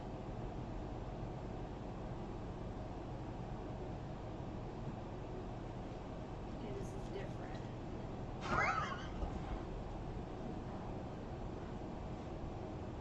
Okay. I'm gonna pull out my longsword and I'm gonna swing away as I go to attack it. And using my channel divinity, I am going to create. I'm going to make it a sacred weapon, causing it to emit radiant damage. And I'm gonna swing away. Does it light up in that case too? Yeah, because it's radiant. Cool. I mean, sometimes it does, but Radiant almost always the weapons light up and stuff, right? Yeah, it says, I imbue the melee weapon with positive energy for 10 minutes. If you tell me what it's called, I can look it up so you don't have to read it to me too. It's sacred weapon, but it's like, it's the channel divinity sacred weapon, not like the Spiritual weapon. spiritual weapon. Okay. Oh, it emits a bright light in a 20-foot radius. Got it. Does that actually work? Yeah. I mean, like the light portion of it, like does it actually shine? When you cast it, it's kind of like that. It like lights up, and it's almost like it like pushes back the void or the darkness, at least in the around the weapon that you cast. But you notice almost that the ground below you seems to almost like be burning away from the light of the weapon, as though it's like weakening below you. And if you hold it there a while, it might kind of like start to like. It's almost like it's melting and like fading away below you, like that positive energy is enacting in the matter around you here. Okay. I'm swinging away. I'm gonna do this with my D8. Lots of things. Cool. 19. Okay, so. Alright. I am swinging away. I assume I hit because that's a 19 plus Yep. 9. And then that's the 7 plus the 6. That's 13 slashing plus 3 radiant. Yep. The radiant does seem to do a little more damage more damage than you would expect. Okay. And then I am also, as I like strike, I think I can do this. I have to look at my actions. I mean my spells. As a bonus action, I would like to. What was your channel divinity? Was that a bonus action? Oh, that is a bonus action. You're right. Okay, so then I'm swinging away again for my second attack. And that's 14 plus. Channel Divinity is actually as part of the attack action. This is when you take the attack action, you can expend Oh, cool. one use. Okay, so then I am going to, well, assuming that my 23 hits, It does. another 14 slashing plus another 3 radiant. Yep. And as that comes down for that second I'm going to do a bonus action. And I'm going to do the Divine Smite for an additional 11 radiant damage. Oh, it increases by another 1/8 because I assume it's undead. It's yeah, it is. There's nothing I can do to hide that one. Um, Couldn't come up with a reason. Even a scone reason. So 19 radiant. As Perfect. I come down with that last strike.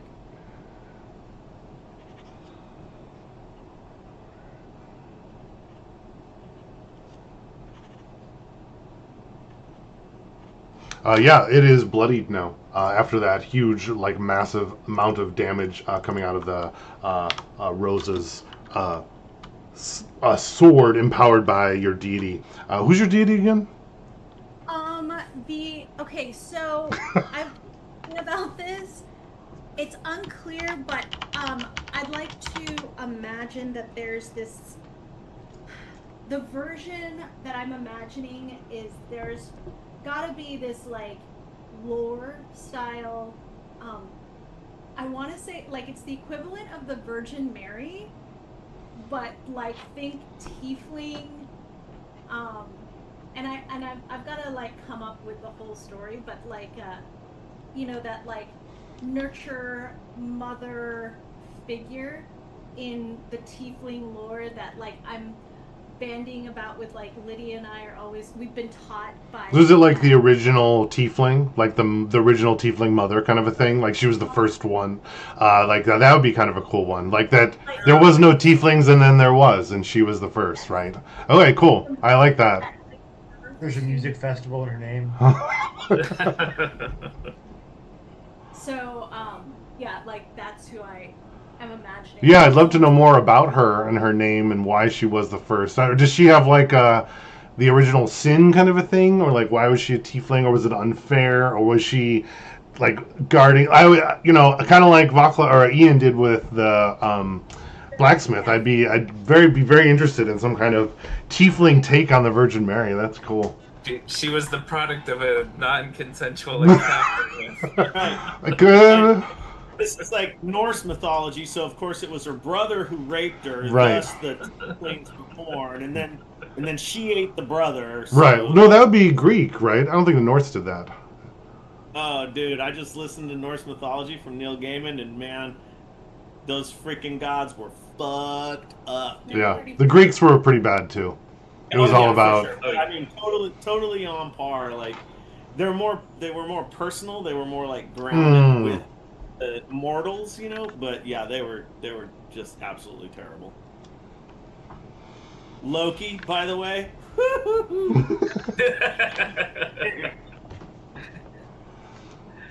Perfect. So we will, in the future, learn more about the Tiefling Virgin Mary, the progenitor. Well, no, that's a different word that we have in the campaign. But the original Tiefling or whatever. Do you know her name at all, or are you still thinking? I'm thinking about it. I'm trying to think of something that's gonna be like tiefling centric with almost kind of that like the Catholic influences. So I don't know. I'm almost thinking like Mother Catherine or something. Like Shame. Shame. Or mama, or whatever tiefling word for mama might be. It might be a different cultural or whatever you call each other. No, that's cool. All right, sorry. Perfect. And then yeah, the Juggernaut is bloodied after that battle. Rosa, is that all on your turn? That is all on my turn. Perfect.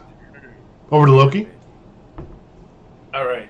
I am going to cast True Strike and shoot at the Juggernaut with my short bow.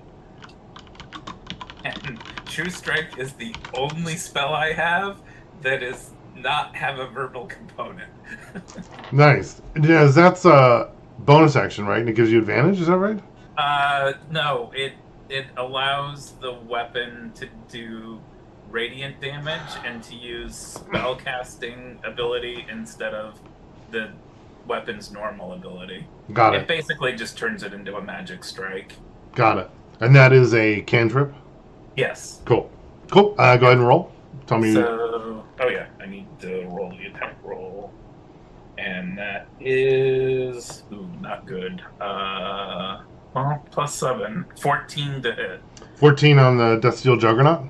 Yes. Unfortunately, hits the Death Steel, but doesn't seem to connect even with the radiant damage. Okay. And then I'll hold my harp against Rosa so she can feel the vibrations in her armor. And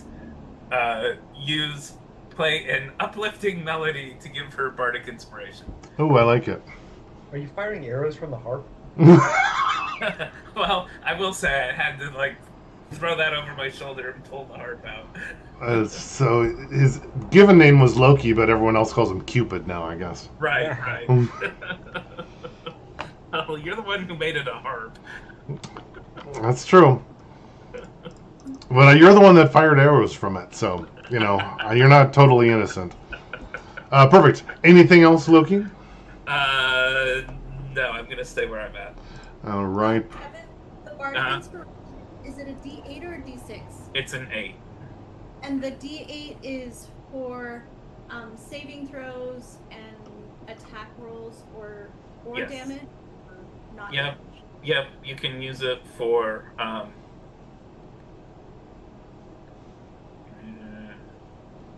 it can be added for one ability check, attack roll, or saving throw. Okay, got it. Thank you. All right. And then, Loki, your turn was over? Yes. Perfect. The floating green mass kind of floats. It seems like it was it was maybe focused more towards Sparks or Winter before, but now that this glowing radiant light is kind of appearing from Rosa, it's kind of like goes directly towards Rosa, kind of fitting in that spot. And as it gets close, it actually kind of explodes into a burst of pus and poison. Can I have Rosa, Loki, Phoenix, Snowfall, and Sparks all make Constitution saving throws and put those in the chat? Or a protection. Yeah, Only if you choose to use it. That's what, Is +3. it acid or poison? It is poison, so it's no damage. It's going to be a DC 14 check or suffer the poisoned condition. Ugh. I am going to choose my heroic inspiration at this moment to re-roll. Oh my god! What kind of? Oh wait, I'm sorry. What? It's a saving throw. I didn't add my plus. What is the saving throw? 14. Dex? 14. No, it's a Constitution because it's poison. Oh, okay. Well, that's. Oh, but not we bad. get bonus from Rosa, right? Only if you choose to use it. 14. They believe you have to be within 10 feet, and you're just at that, I think, Winter. Oh, and Winter, your Snowfall is, but Winter does not. Snowfalls, yeah.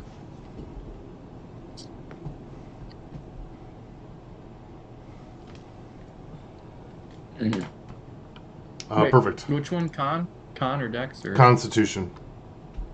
Damn. Because you kind of get this, everyone gets this stuff on them. It's like this cloud. Well, not a cloud because there's no air. I guess it's more of chunks and gas and gross stuff. So it sharded on us. It did. Equally in all directions. Snowfall is poison. Perfect. Anyone else? I made 14. Wow. Yeah, But I had to use my barely did too. inspiration, and I just made 14. So, Woo. thank Gotta make you use your resources, right? Perfect. The floating green mass does explode and detonate at the end of that.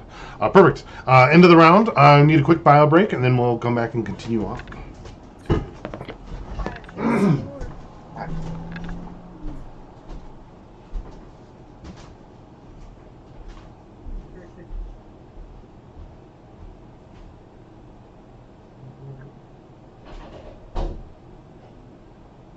So everyone saved except for Winter, or who did someone fail? Snowfall.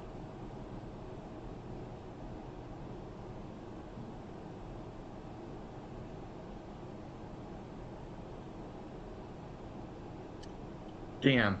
Snowfall's immune to acid. not poison. So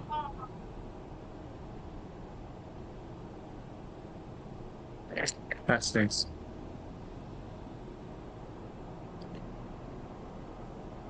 Okay. All right. Good morning, buddy. Oh.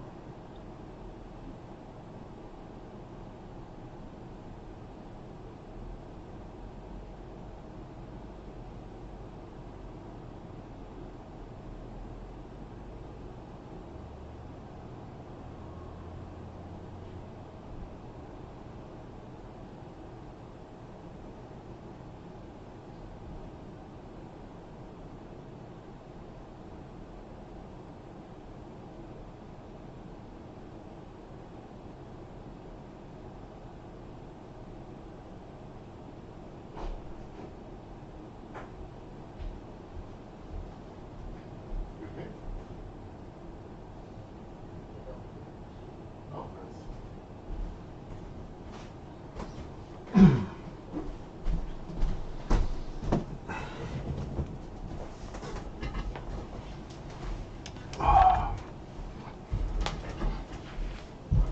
Snowfall's immune to acid, not poison.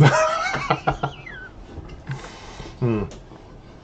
I don't use poison that much, so I figured this would be a good time for it, and it's nice with the big saving throws and inspirations and all that stuff. But it's like, if anyone would get poisoned, having Snowfall poison is actually perfect, because then it's not like, it just kind of sucks having disadvantage and everything, but you know, you also have to feel danger. It's funny because Winter has advantage against poison saving throws and has resistance to poison. Oh, that's And funny. he didn't get hit by Right, it. that's how it always goes. Does Snowfall will just use your inspiration, right? So you could always roll for Snowfall if you chose, but Yeah. Winter's like, I don't think I I'm would just- either in this case. rezoning. I'd rather, if Snowfall dies, it's like, oh, I have to get Snowfall back. If Winter dies, that's much worse. It's a level 1 spell slot, and I have 7 left because we get the extra Oh. perimeter one. So. That's funny, that's right. I can just keep summoning Snowfall over and over.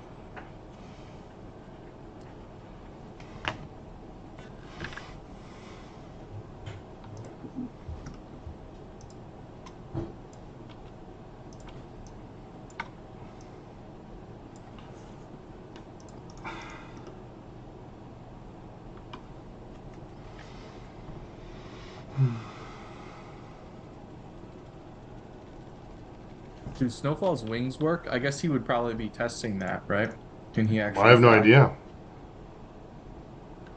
Is he But- doing that? You can tell me what he's doing. I don't know what he's doing. Well, I'm sure he would be like flying his preferred method of Got flying, it. so he would. There is no air, so I don't think his wings like work, right? Which would be really weird. Yeah, you see him going. No, it's not working. Yeah, yeah. Because it would be like really easy to move your wings, so it'd be really confusing. For a winged creature, I would imagine. So let me shoot us in the foot and say that last time I was here, every round I had to make a con save or take negative energy damage. I had a note of that actually. I was going to bring back as we're here. Exactly. So as we are all kind of spent at least one whole round in here, can I have everyone make a Constitution saving throw for negative energy damage? Remember, you are within 10 feet of me. Well, only some of people are. And what save are we doing, Con? Yes. And we're going to say, at least for now, as it's starting off, we're going to go with a DC of 14. And the damage is going to be necrotic damage equal to your proficiency modifier, which I think is 3, right? Yeah. The 3. And then a save is nothing? Correct. Okay. Snowfall takes damage. Loki takes damage. I took damage too. Ooh. It would take away from your temporary hit points first, of course, provided you still have any left. But I did save. Nice. If you feel like if you don't take damage, do you still feel that like something trying to affect you? Oh yeah, it's like you're out. It's almost like you're out in space. It's like everything's getting kind of pulled out. Your life force is like through osmosis being pulled out from the negative energy plane. It like wants your life force, and you're able to, at least for the moment, like hold it together and pull it in. But other people kind of aren't able to hold it completely. And it's not like it's debilitating. It's more like it's this constant drain, is what I want it to feel like. Okay. Get out of here. Perfect. Yep. Then back up to the top and Phoenix. Okay, so Phoenix,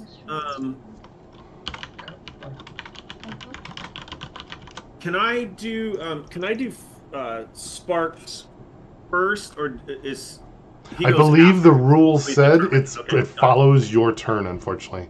Probably for that very reason. Yeah, it wouldn't have been tactical. I had the screen open, but that's not a problem. Oh, All right, sorry. so here we go. So, that's all right. No, we're doing it. We're doing it. So Phoenix is right there. Okay. Phoenix is going to drop Blade Ward he's going to cast Heat Metal, and in doing so will be dropping Blade Ward on the Deathsteel Juggernaut. That is a con save of 14. Please fail. Barely fails. Yes, this is a big. Okay, I should have clarified first because, damn the compassionate. Deathsteel, I assumed, is a big fucking metal thing, right? It's Like, combination metal and bone, like amalgamation. okay, Yeah, perfect. yeah. Yes. Okay. Good. Yeah. So, heat metal.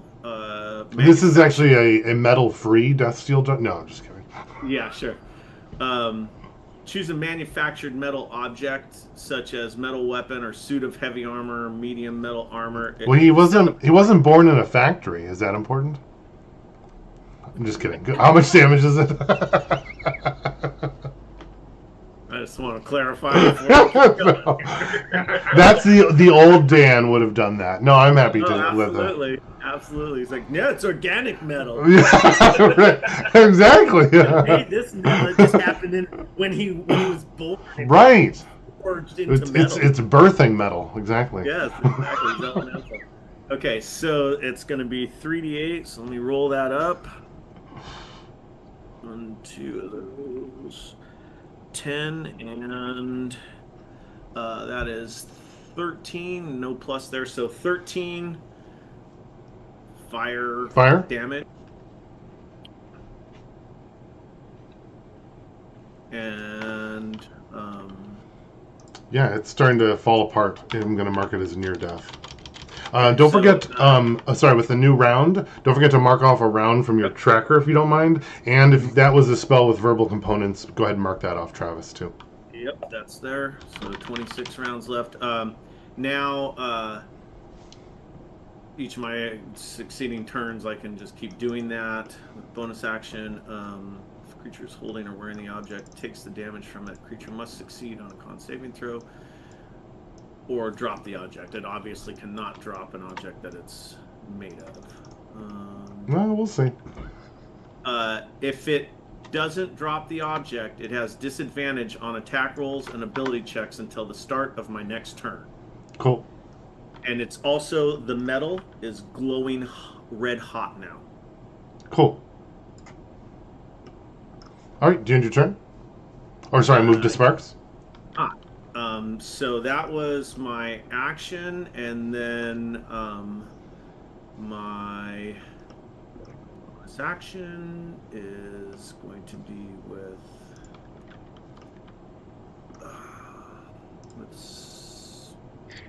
Sparks. Do I have to use a bonus action to command it? I can't remember. Friendly to me, determine spirit's appearance, blah, blah, blah. No, it just does its thing. So I still have a bonus action, but I don't really have anything to use it on at this moment. Oh no.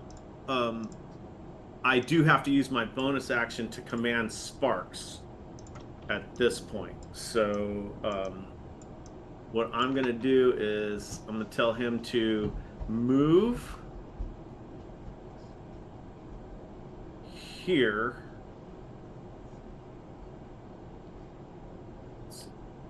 Here, and he moves over there, and then he uses his action to fiery teleport.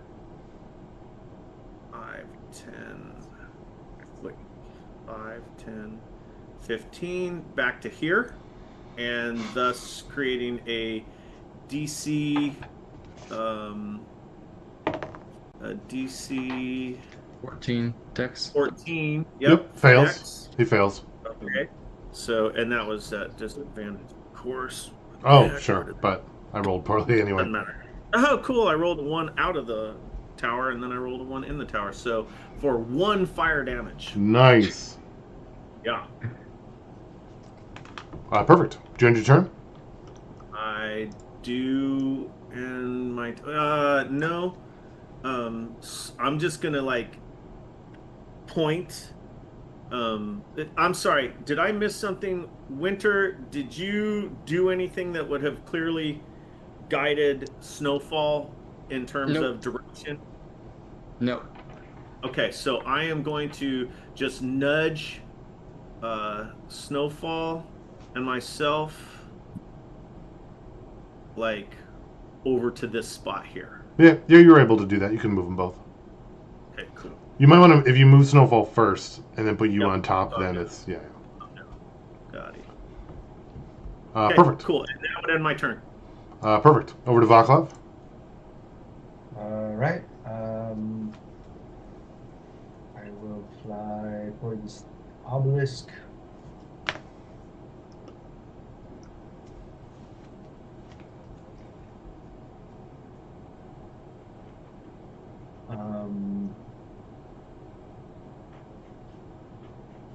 And I guess I will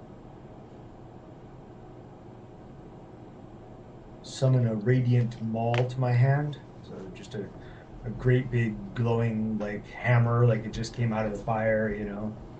And I'm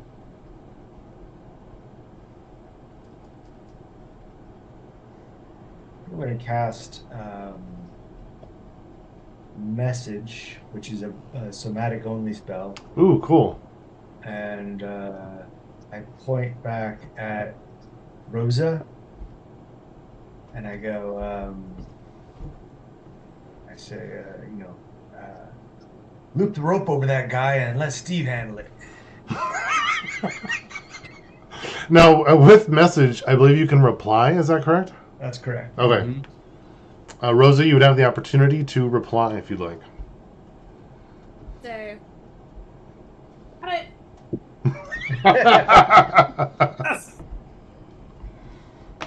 All right. End your turn. Last turn. Yep. All right. Over to the shadows. The shadow that was below The you, shadow. Vaclav, kind of goes underneath you again. It's my shadow. And the other shadow. Let's see.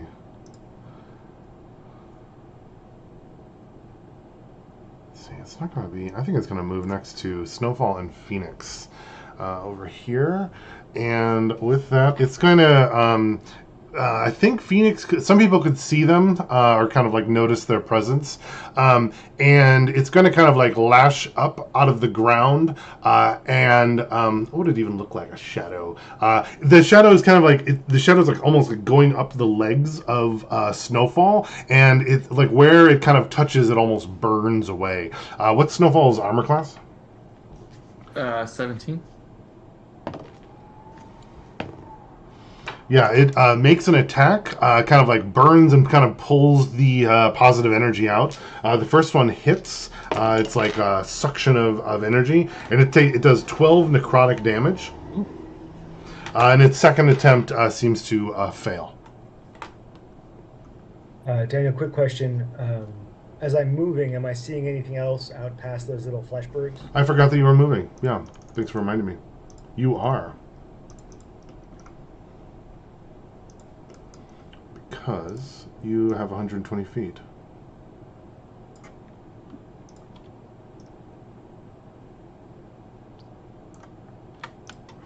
Okay. Yeah, there are additional small little flesh bergs that you can see kind of floating out there. There is another floating green mass on one of them, and another thing that I've kind of denoted on the map as a soul piercer. It seems like some kind of smaller, like undead negative energy creature that seems like, what would it look like when you're kind of looking out at it?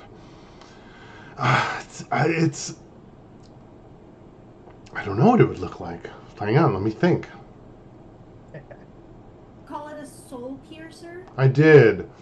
It's it seems like it's kind of like a small little undead creature, but instead of like the metal that the other ones are made out of, almost like blocks of like negative energy are kind of like within it, and it kind of taking up part of its bone structure, and it seems like it's almost like constructing like a small little javelin out of like negative energy. As you kind of like you come into view, it almost seems to like sense you as well.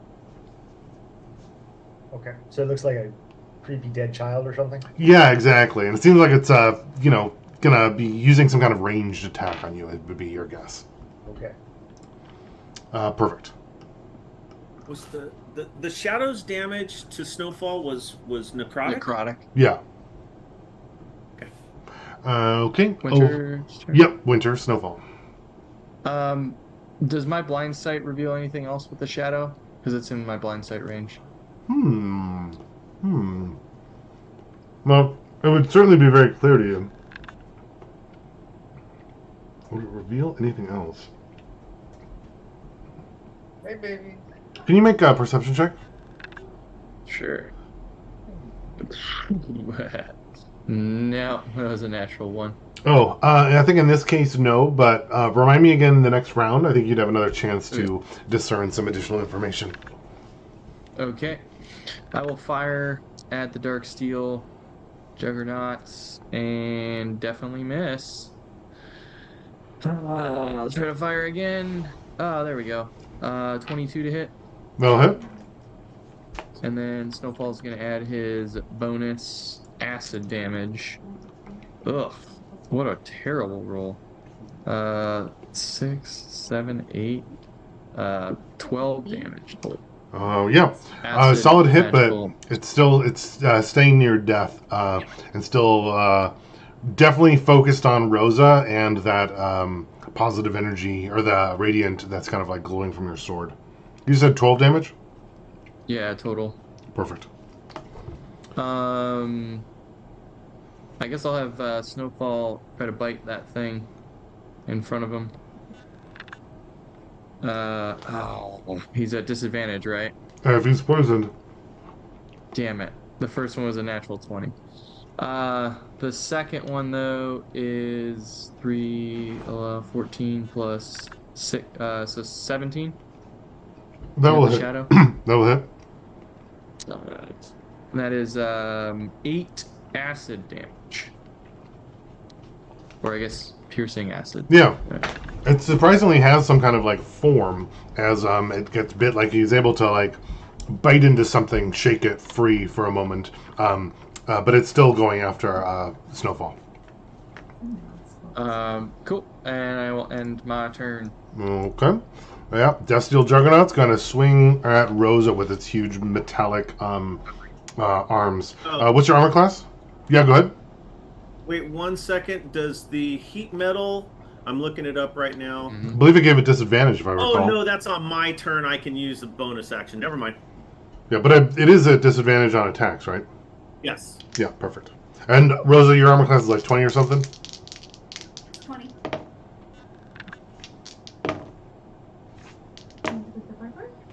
All right. First one does still hit, even though it's disadvantaged. Kind of slices into you. The second one misses, and the second one critically misses.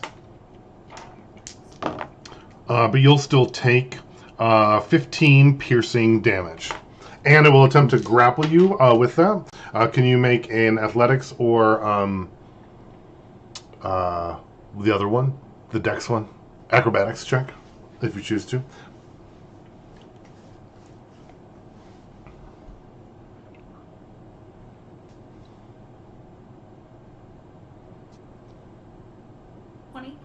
Yep, you're able to hold off its grappling, at least for now.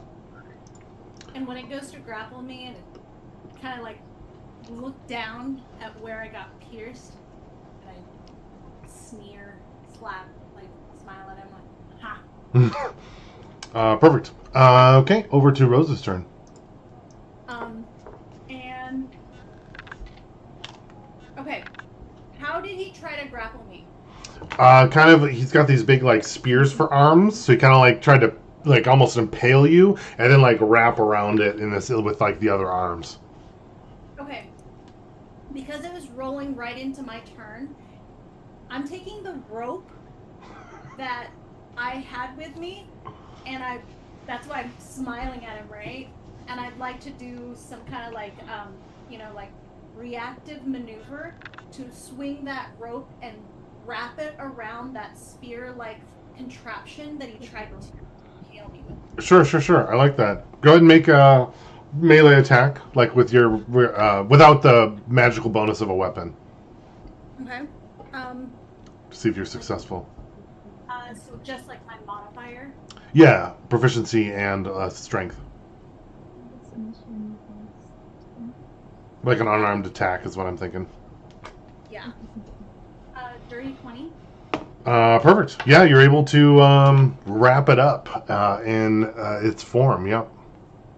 So I'm assuming. Okay, my first question is, it's like an unarmed strike. So would you count that as an attack? You mean for like the use of your action? Yeah. I mean, I think it would probably count for that, right? You're like doing the equivalent of an attack. Attack again. Grappling. Oh, can you use your second attack? Yes, that's. Oh, I think certainly. Yeah. So, yeah, I've wrapped him now. And would you count that as a grapple? Oh, isn't that like a type of attack? Oh, yeah. I guess this could have just been a grapple. But then it would have been like a check for him, for the other creature. Why? Like that. I'm just wondering. Okay. So I'm gonna come down with my sword hand now and attack. That is. I'm using my inspiration. Good. Use all your inspirations now. You have your bardic inspiration. Oh, that's true. If a D8 will do. Nope. Is this the one where you dice use right it, now, you don't just lose so you it know. if it doesn't work? It was so bad she changed dice, Yeah. and she never does that. So that's an 18 to hit. Yep, that'll hit. So that is the 4 plus 6, 10. 10 slashing plus 3 radiant. Yeah, that's just barely enough to kill this Death Steel Juggernaut. It loses its connection together and kind of falls to pieces, while still being wrapped up by the rope. Right? I'm like, I think as it falls, though, it would certainly be pulling on the rope, is what I'm thinking, right? Absolutely. Okay. Do you want a strength from Steve? Yeah, could you please? An athletics check? So Steve feels it, and 14, 15, 16, 18 is his. Well, he has a strength of 18, and when I rolled like a strength, that was like an 18 strength. Yeah, perfect. Okay. Yeah, perfect. I think the Death Steel Juggernaut's body starts being pulled towards the portal. I just had the greatest image too of like Steve being who's the horse in Frozen? Olaf? Olaf? Reindeer? No. Sven. Reindeer. Ben, Yeah, I was like, Ken would probably know. He's probably watched it Sven, more. The reindeer, right? I've It's watched it. Rosa, and Steve are like Sven and whatever his name is. What is happening? I'm gonna use my movement. Kristoff and Sven. Finley likes Frozen. Like sometimes Steve is just like, nope. Where's my carrot? Bring my apple. Okay, so I'd like to breach the portal. Rosa? Yeah. You're gonna jump back through the portal. Like, okay, so at one point, Vaklov, he like just breached his head. Yep. Yeah. Oh, that's what you mean. Got it. It's because on the prime material it's like this, but Yeah. here it's like this. Right. So like I did the like breach like a whale and drop back in. That's right. And I'm actually gonna yell, as I see the body being pulled, I'm gonna yell, Steve, to me, and call him over. And then does she get to recharge her breath? I was just thinking that too. I was like, I should have had you go farther into the negative energy plane. Yeah, do you? Well, only if you choose to breathe in. Do you? Yeah, I'm totally breathing. Yeah, I guess you would. Yeah. Steve! Okay. So you're calling Steve to go through the portal? Yep. Okay, sounds good. Steve can move during your turn, so you can move him right through the portal if you'd like. So I move him into the portal, and as part of my movement, mount him, and he has quite the. He's got 60, so. Yeah, you can put him where you'd like. Right. I'm just trying to think, like, because he would be On top really- of Soul Piercer 1. I do believe that Steve is blind in the negative energy plane. Just wanted to point that out. It's fine, but I will be on him. Sure. So I guess I'm incapacitated. No, that doesn't matter. Okay. So I'm going to have him. I'm trying to like look and see. Is how many feet will he have used up in order to get through the portal? Probably like 15. Okay. Sorry, I'm trying to manipulate and I can't. Everything that I've got going on my screen. Hi. Bye, bud. Love you. Have fun. Hi there. Bye, bud. Have fun, you too. Yeah. Okay. I don't know where Steve went. I moved him. Oh. Where did you go? I don't know. I don't know where I went. Oh. You put yourself way down in the fog of war. Okay. Okay, so he's already used 15 and he has 60, so where did my map go? So weird. What do you want to move toward?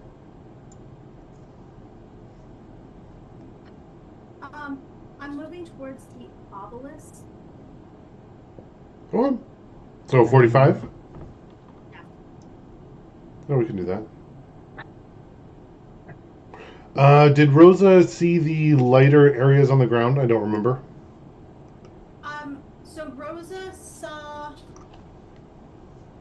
that weird clan. Oh, your passive perception was only a 10 or whatever, right? Yeah, but wouldn't I have seen this thing come up? Yeah, you saw the one coming up right here for sure. Yeah, but not the ones at the bottom. Correct. So, yeah, you're going to run over that one, looks like. What's your armor class? 20.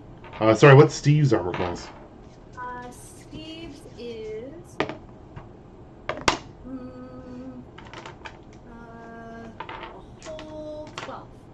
Okay. Yeah, as you kind of do run over this spot right here, there's a giant, like, bone cage, bear trap kind of thing, kind of like pops up out of the ground and kind of like engulfs Steve completely and gets part of you as well. You'd have the chance to, like, jump off or to, like, dive in if you'd like. Jump off. Or when you say dive in, like a pit. So it's like, opening up and it's kind of like enclosing Steve and pulling him down into the island. But it's you kind of like closing where your body would be. So you could like enter into this danger trap with Steve, or you could like jump off and let Steve go without. Or you could do something else if you have another thing. It's a danger trap, so it should be nothing, right? It's nothing, yeah. Made of flesh and bone and whatever. It's a spa. Spa. How did you end up there? You just didn't see it? I didn't see it because my passive was too low. Okay, so I would like to. All right.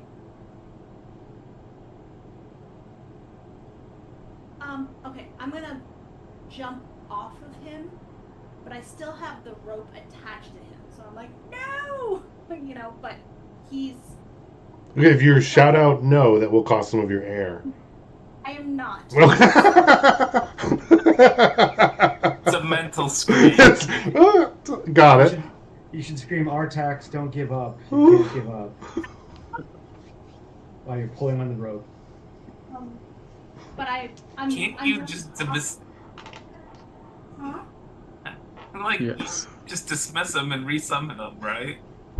Not that you want to have to do that, but So I'm gonna jump off of him as he starts to get enclosed. Yep, kind of gets pulled down and kind of like below the surface of the Fleshberg. Dan and horses first of all. Hey, you drove it into the pit. That was not on me.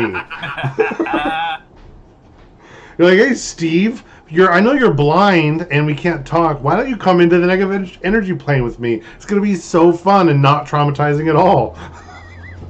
They should have 15 feet of extra movement. Worth it. Oh, thank you.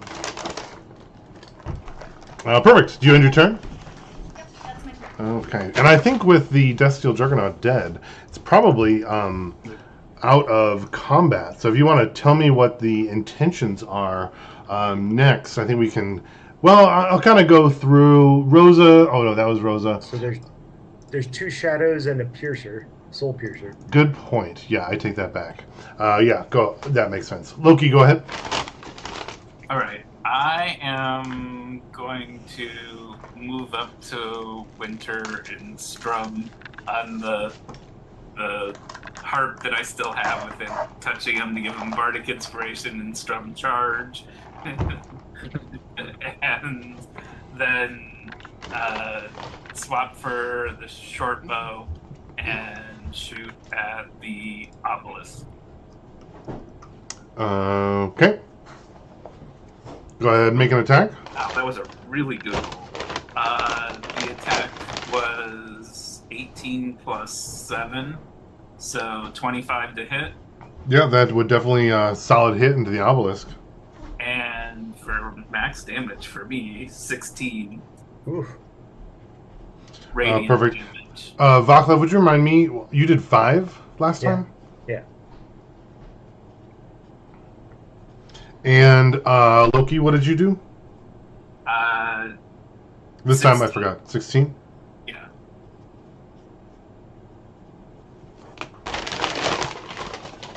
Okay.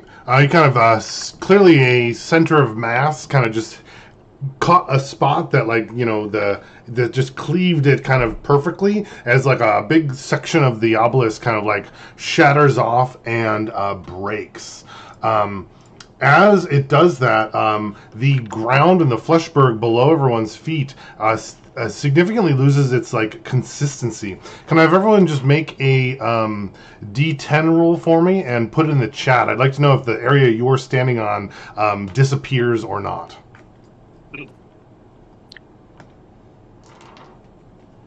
Cool. Hopefully low is good. That's usually how that goes, right? Oh, sorry, a D10. I don't think you can get a 13. My bad. I rolled D20. Oh, I figured I was teasing. What kind of sucker are you sucking on there?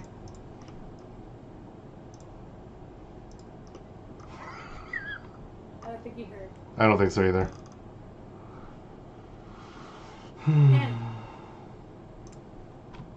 He's too engrossed in his lollipop, apparently.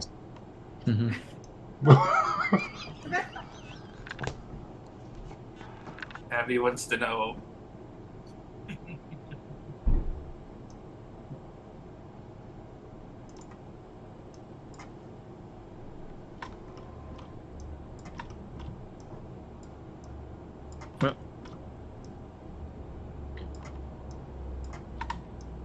Whoa. That's not good.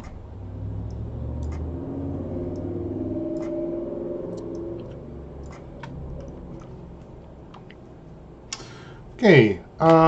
Yeah, solid shot.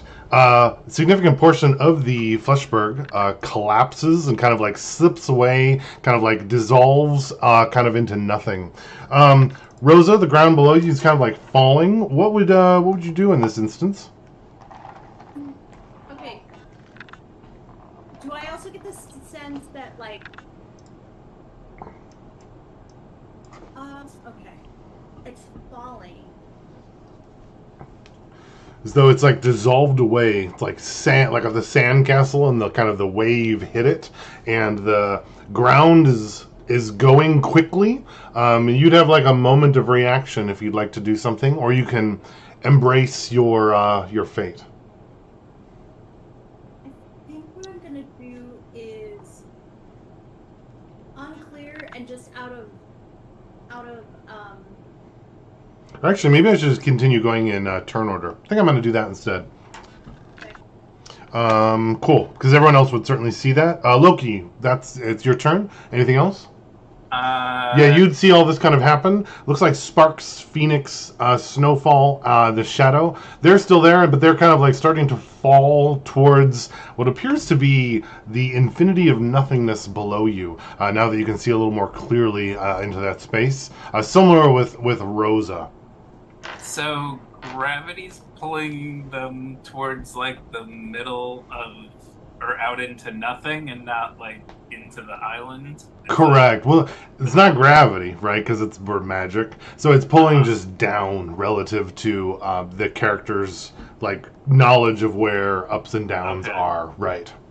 All right. It's not like the physics definition of like center of mass gravity, as a modern person might expect. Sure. So in that case, I will reach out my hands, and I still have my bow in one of them, so I like extend that towards Phoenix and my other hand towards Sparks. Okay.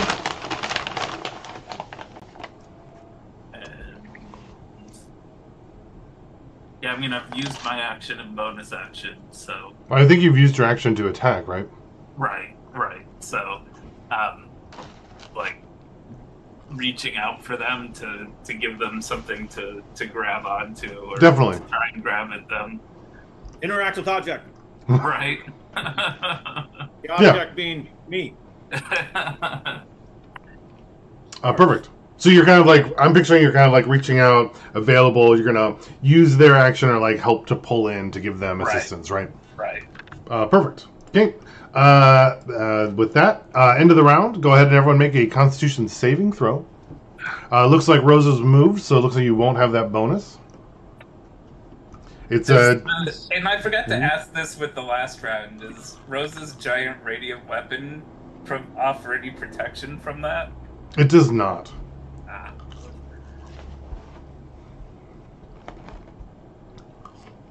Is it still 16? It's still 16, yes. And it's if you fail, it is 14 it was. I thought it was 14. I thought it was 14 last as time. well. Yeah, it hasn't. It 14. may raise in the future, but it hasn't raised yet. Loki saves. Rosa Perfect. saves. I think I was thinking. Winter and Snowfall fail. Yeah, I think the trap. Oh well. All right, over to Phoenix. Both Phoenix and Sparks both save. It was a 17 and 20 on the die. Okay, so stuff is falling down, right? Correct. Looks like Loki's reaching out to you. Yeah. I am going to. I'm on Snowfall. Right. I'm gonna use my movement to just jump off of Snowfall towards the. You know what I'm saying? Because Snowfall, I know he just come back. So I'm like, deuces! Whoo! Jump off. Sure. How And- loudly do you yell deuces? Oh, so not loudly. It doesn't even come out of my mouth. Wow, that's really quiet. All right, perfect. Winter does this with the bonus hand, and he signs teleport.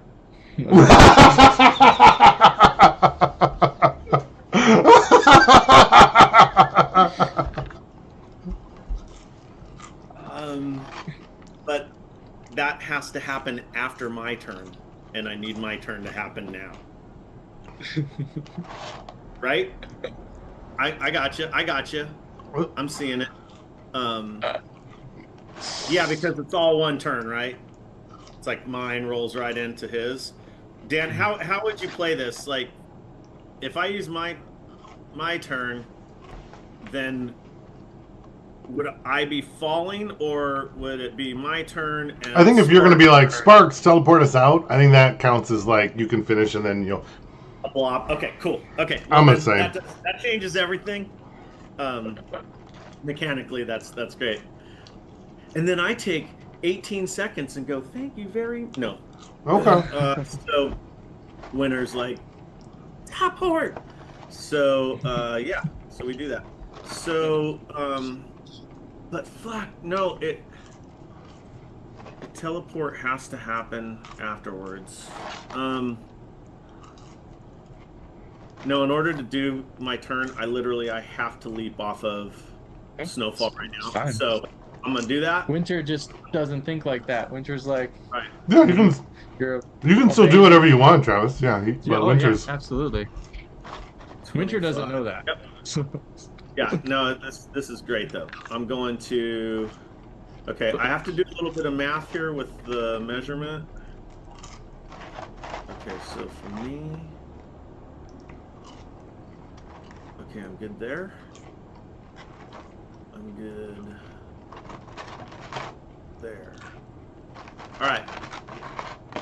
I go to there, and I cast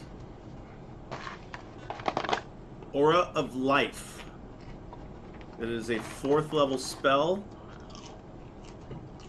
and this takes my action, so I've used my movement and my action, and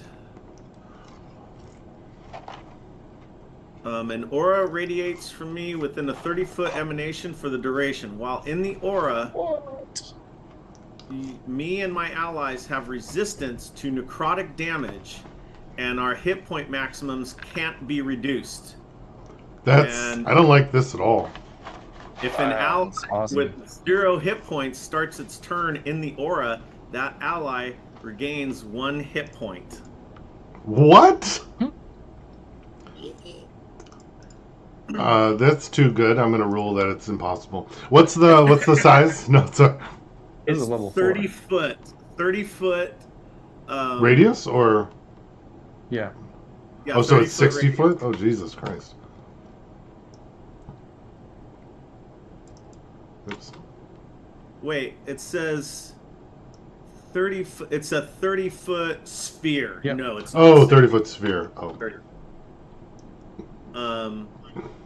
No, it says a straight line from the creature or an object in all directions, so it's 30-foot radius. Oh, well, yeah, there you go. Cool. Yeah, 30-foot emanation from me. So, yep, that's it. Oh, shit. It does. It radiates from me. 30-foot emanation. Cool. So, that's everybody. Because I did the measurement.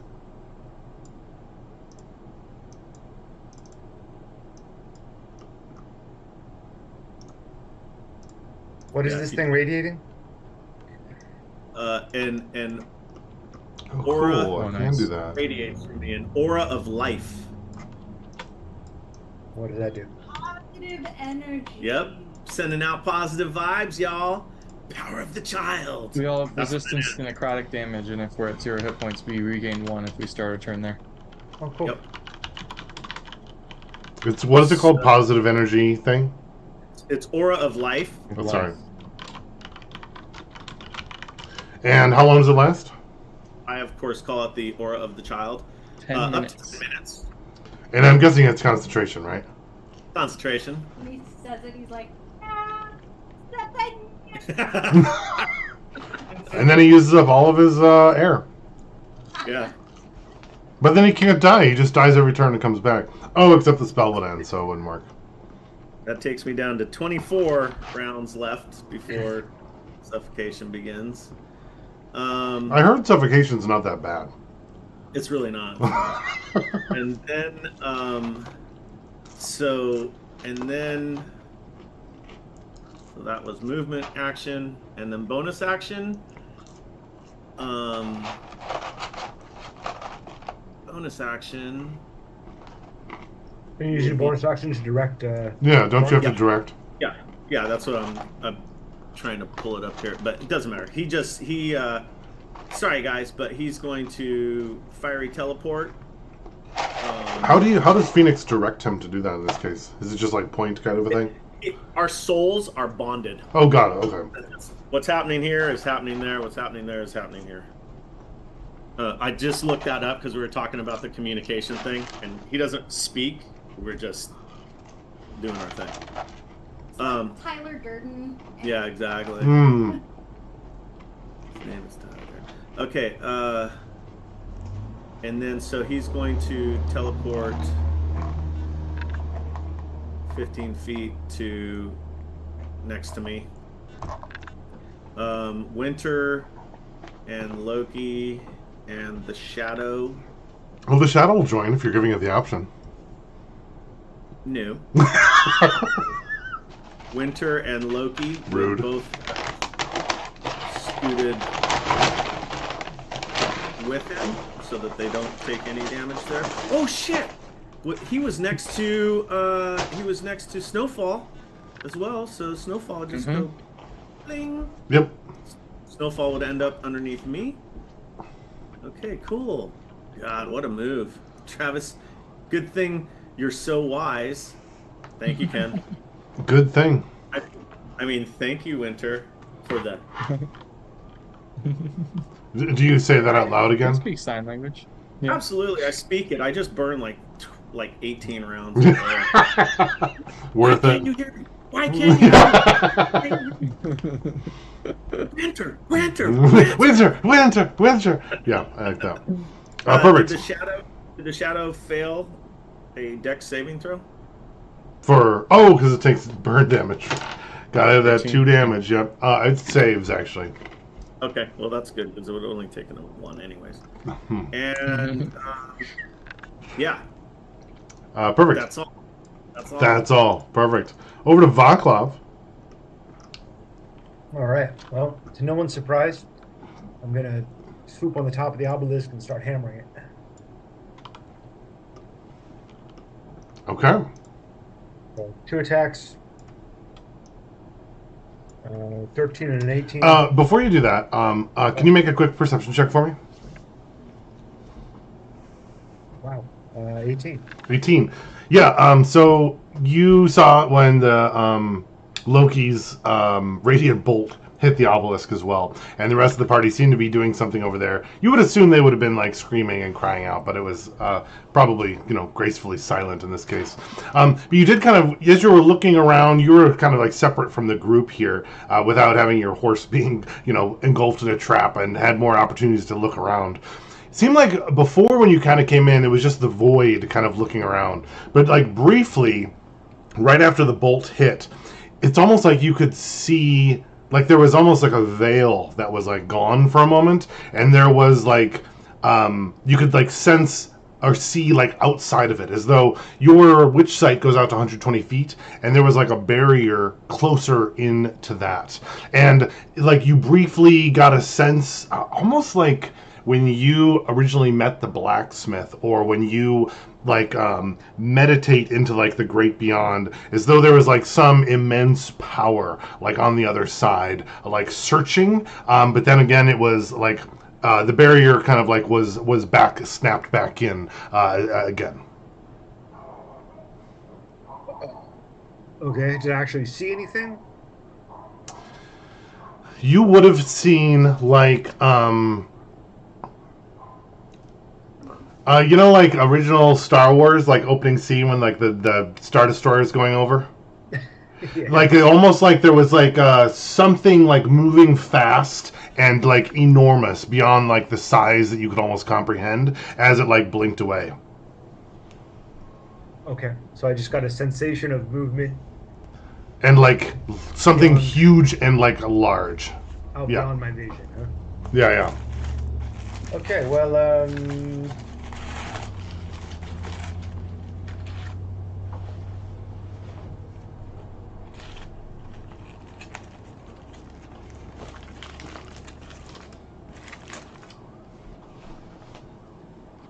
I think I just kind of shake my head for a moment and blink, whack the owl. I like it. Perfect. Go ahead. So I hit it twice. First attack does 8 radiant. Second attack does 12 radiant. So it's another 20 radiant damage. It's 30, right? Or No, Wait. 20 total. 20 on top of the 21 it's already taken. wait, sorry. There was a. It was, what were the two attacks? 8 and 12. 8 and 12. Okay, cool. Yeah. 8 and 12.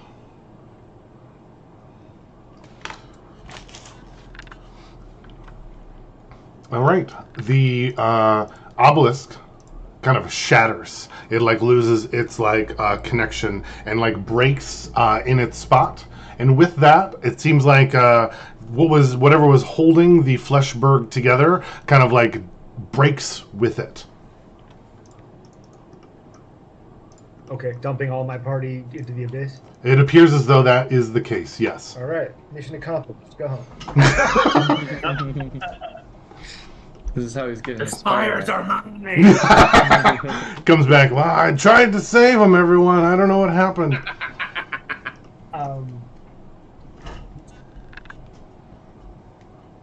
Let's see. I'm gonna roll a wisdom save to not yell. An 8. So yeah, I think I go.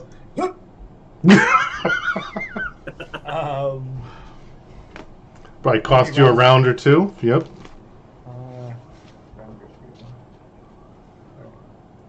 We'll go with 1. It's a level 1 spell because you were it was short. And It was a cantrip. Hmm. yeah. Let's see. I have a bonus action left. I think I will have to.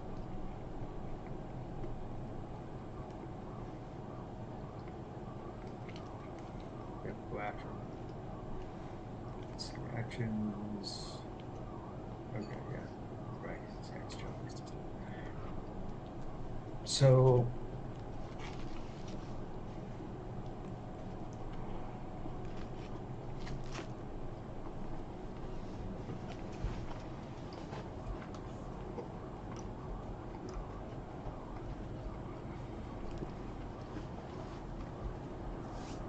Nobody, right? Oh, sorry, I couldn't hear you. I'm trying to figure out who's within 30 feet of me. Probably only Rosa. Yeah. She's probably a little. Yeah, whatever the measure says. Yep, she is. Oh, by the way, the other Fleshbergs didn't collapse.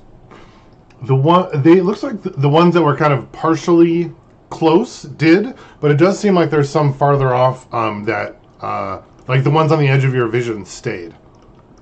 But the one, if you can see my little laser, this one I think got a little shorter, and this one also partially collapsed as well.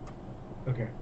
So Did I'll use did my Steve bonus. get- Oh, Steve kind of was into that trap, and he was going to take damage, but like the ground is gone, so I think he's there, floating now. So yeah, Vaclav, you saved Steve. Well done. Yay! So I'm going to cast Misty Step. Unfortunately, at level 4, because that's the only level I can cast. Oh, because... Oh, right. That doesn't really make sense in this case. Does it level up at all? Do you get more power when you level it up? I don't think Misty Step... Yeah, I think in this case, use Misty Step as it's like a first level spell, right? Second. Yeah, it's only going to cost you 2 rounds. Okay. Yeah, it doesn't do anything else. Yeah, if it leveled up, then I would be like, maybe, but... All right. So, yeah, I'm going to teleport to Rosa as she starts to fall. Yep. Nice. Over here, I'm guessing. And you can move yourself to a different spot if you'd like. I'm sure that's fine. Let's see. Yeah, it's fine. Perfect. All right, pass turn. All right. Looks like the shadow just kind of like falls down into looks like the nothingness of the abyss. It just kind of keeps falling. You can kind of see it like falling away. At least the people nearby. Winter and Snowfall.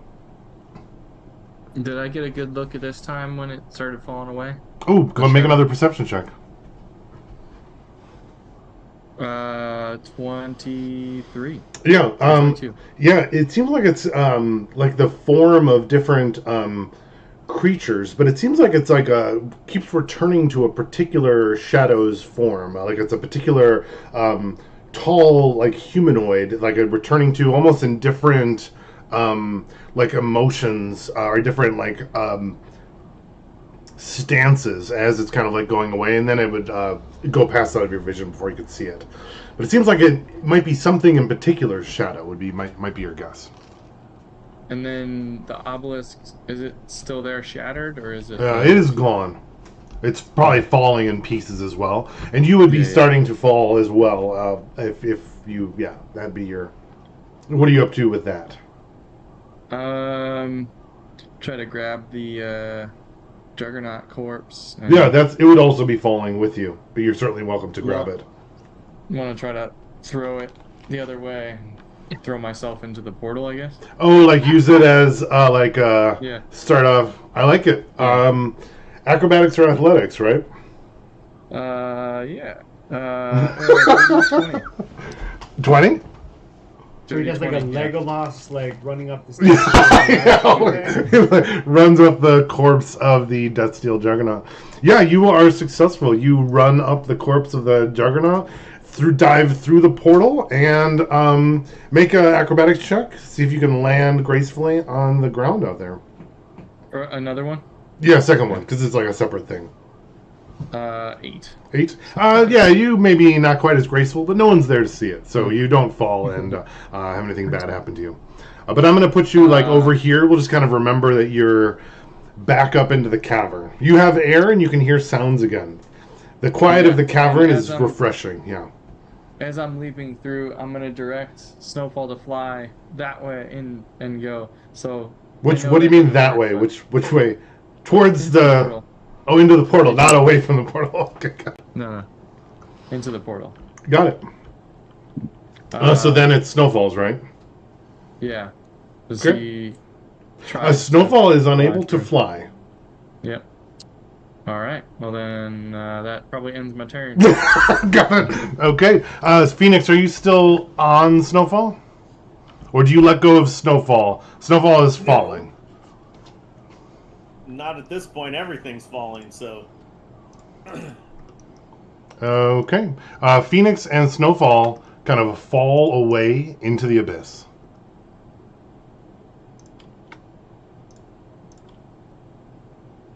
How am I going to signify that? Let's see. I'm going to just put you two up here.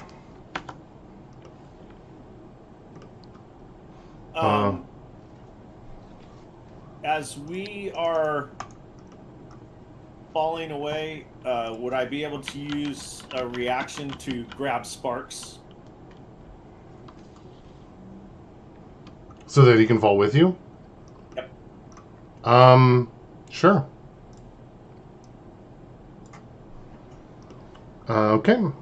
From Winter over to Rosa. Rosie, yeah, you just saw Phoenix, Sparks, and Snowfall fall away, as well as Winter dive through the portal. Looks like Loki just appeared, or Vaclav just appeared in front of you. Vaclav, are you motioning anything or doing anything? I think I'm trying to catch her, but I don't have enough action, so it's the same. Got it. Like, You know. telegraphing that, attempting to like grab on or something. Right. Perfect. Yeah, go ahead, Rosa. And then I'm like parroting that action, like falling and trying to grab at him right back. Yeah, you're able to, like, you're just going to pretend to? You have an action you can grab onto him if you want. No, I'm going to grab onto him. Yep. Can you describe like the falling sensation? You said it's not like gravity, but it's like gravity? Yeah, it's gravity. I meant it's not gravity in like the physics sense of how gravity acts based on like the largest center of mass. It's more like you're falling as though, you know, you're old timey, you know, the earth is flat and things that down are where you fall and things up is the sky. So you're falling now that no ground is below you. Down.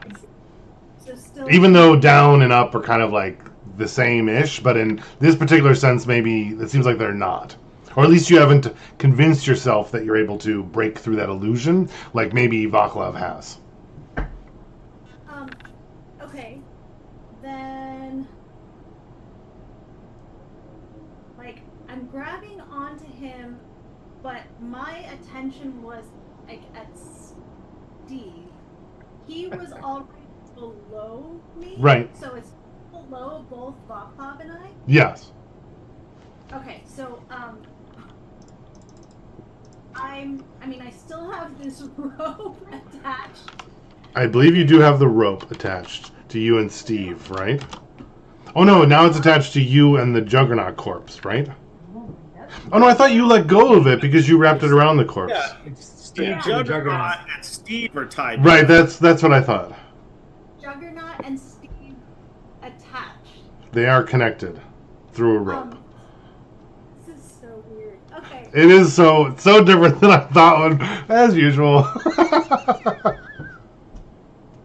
Okay. Vaclav, what is your are you hurt at all? Did you take No. any damage? Not her. Okay. I'm kind of looking at you like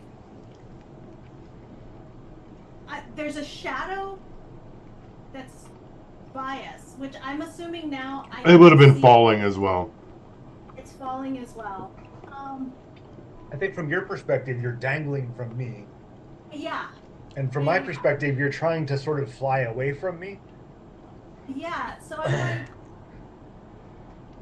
like this is so weird. Okay. I am going to So Steve, when I initially can I reach Steve with my feet? Well, if you were like gonna start falling, so like if you want to like do nothing in your turn and do that, tell me more of your intention, I guess. Like you're not like Roadrunner style, like just waiting to fall. You'd be technically like falling as soon as your turn started, but it's like how are you choosing to like do that? And if you're gonna like grab onto Vaclav and then reach out, Steve would have already fallen where he's like, you know, fallen out of your space. You know what I mean? Okay, so here's the deal. Like with Steve the Steed, he has some he has a bonus action based on the type of fiend that I summoned him to be. Okay. And when I summoned him, he's like Faye. Okay. I'm trying to touch him to teleport. Okay. You probably can't. You can probably grab onto Steve or Vaclav, but probably not both of them. And that was because that was my next question. Because I think with teleport, it says along with its rider. You would have to be riding Steve, not just touching Steve, right? But assuming I have the movement and I can. I think you could certainly use your movement to like direct yourself towards Steve as you're falling, get onto Steve, and then activate whatever this teleport is. But you would not be able to hold on to Vaclav and do that. Because Vaclav is like stationary. He's flying. He's no longer subject to this false gravity in this negative energy plane space. Right. I mean, this is literally a Guardians of the Galaxy movie here, so you're like, or Spider-Man. Exactly, yeah. Up a falling freaking building, like. Yeah, so you can totally get on. I just don't think you can do both because, yeah. Right. But I also know that Vaclav he can fly. Just do something, baby. Just do something. Yeah, just pick. Just. So I'm going to try to mount Steve. Yep. So I reach out for you, and you ignore me. Yes. And skydive onto Steve. Yes. Is that right? Yeah, you're like this, and she's like, Steve. You see her mouth form, Steve, but she doesn't say anything, and then she dives away from you. Mm-hmm. The animal that she can call back. She can call back. Yeah, Fuck you, pal. Of course. Haven't you ever seen Frozen? Yeah. But you can fly. Yeah, you're fine. Yeah. All right. So where do you teleport to? That's my next question. How far can you teleport? Okay. So she appears back next to you. Our speed is 60 feet. And she appears on top of you, and a horse smashes into the top. Just... Till they suffocate together. But that's what's important, that they're together. Yeah. It's actually good, though, because she would go like this, come back up, and then Vaclav could grab her, and his movement, and then she'd fall again. Faster. I'm wanting to. Yep. So you're mounting Steve. You're on Steve. You're both falling into the abyss in the negative energy plane. And then what is your plan there? And then I am like teleporting to the top of the portal so that I can go into the portal. Okay. How far away is the portal? I don't even know. Oh, yeah. Okay. It's within 60 feet. Perfect. And heading up into the portal, and then you're going to like dive in as you fall below it, right?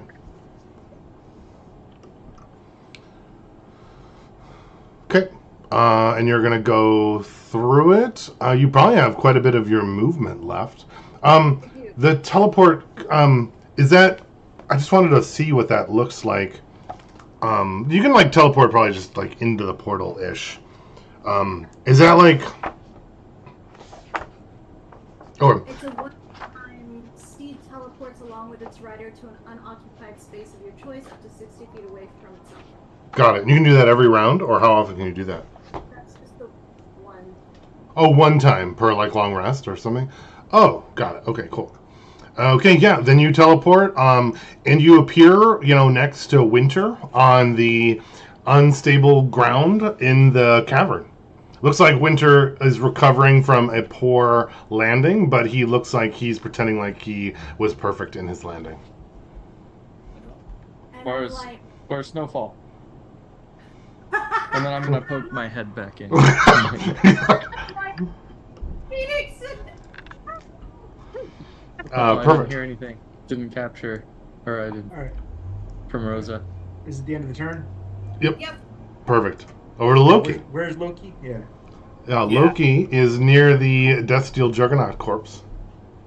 Yeah, Loki's gonna do exactly what he saw Winter do. Plus, remembering that Vaclav said, "You just fly." He's desperately grabbing onto. I'm supposed to be able to fly, right? And try to pull myself over the Juggernaut and into the portal. Sure, if you'd like to make an attempt to fly, you can use a mental ability to try to, there is no spoon, you can fly. Okay. I don't know. What am I rolling? I think Wisdom or Vaclav Arcana? used Arcana, you can use that, or one of the other ones tied to a mental ability if you can argue why it would fit. Otherwise, it would just be a straight wisdom or intelligence.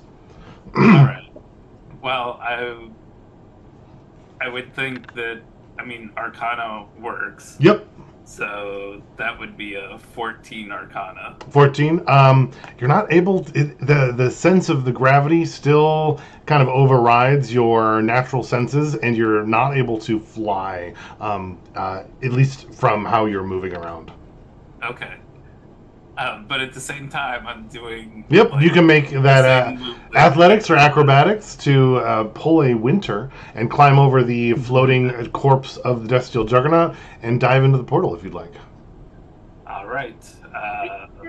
No. We'll see what happens. Through the portal. I believe the rope is not through the portal because the rope was tied to Steve and Steve teleported. I don't think you bring ropes with you. It would have just like fallen slack. Mm-hmm. But Well, Steve they'd was still be tied. Oh, I don't not if you would teleport happen? like that. Because it Yeah, only brings no, like I suppose equipped so. items with you. Like if you're tied to something else, it doesn't bring the rope. Like it doesn't like snap to the Yeah, other I one, suppose that's right? True. The If rope you're would tied go up, with you can teleport out of your bonds, right? Right, exactly. So you're like teleporting out of the bonds that he's like. But there is a rope attached to That would be the box. going down from Duststeel into the abyss. You're welcome to lower yourself there as well. Yes. Well, So let's see. The athletics or acrobatics.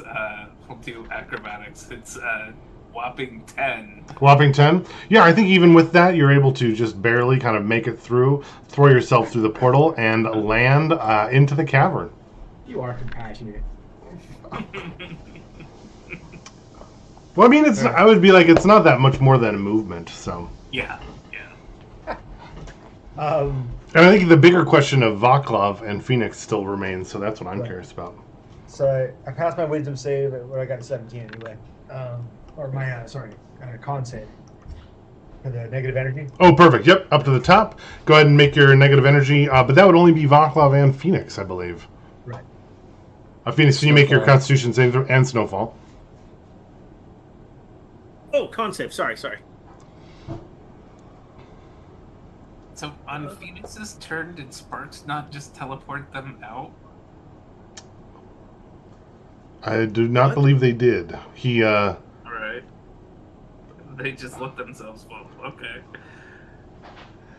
perfect. Then, Phoenix, did you make your save? No, I failed it. Okay. Then it is your turn. You are falling. What happens with the failed save, though? You take 3 necrotic damage. Okay, so 1 because we have. Becomes one. Correct, it would be. Yep. Okay, so let me take that off my temp. Okay.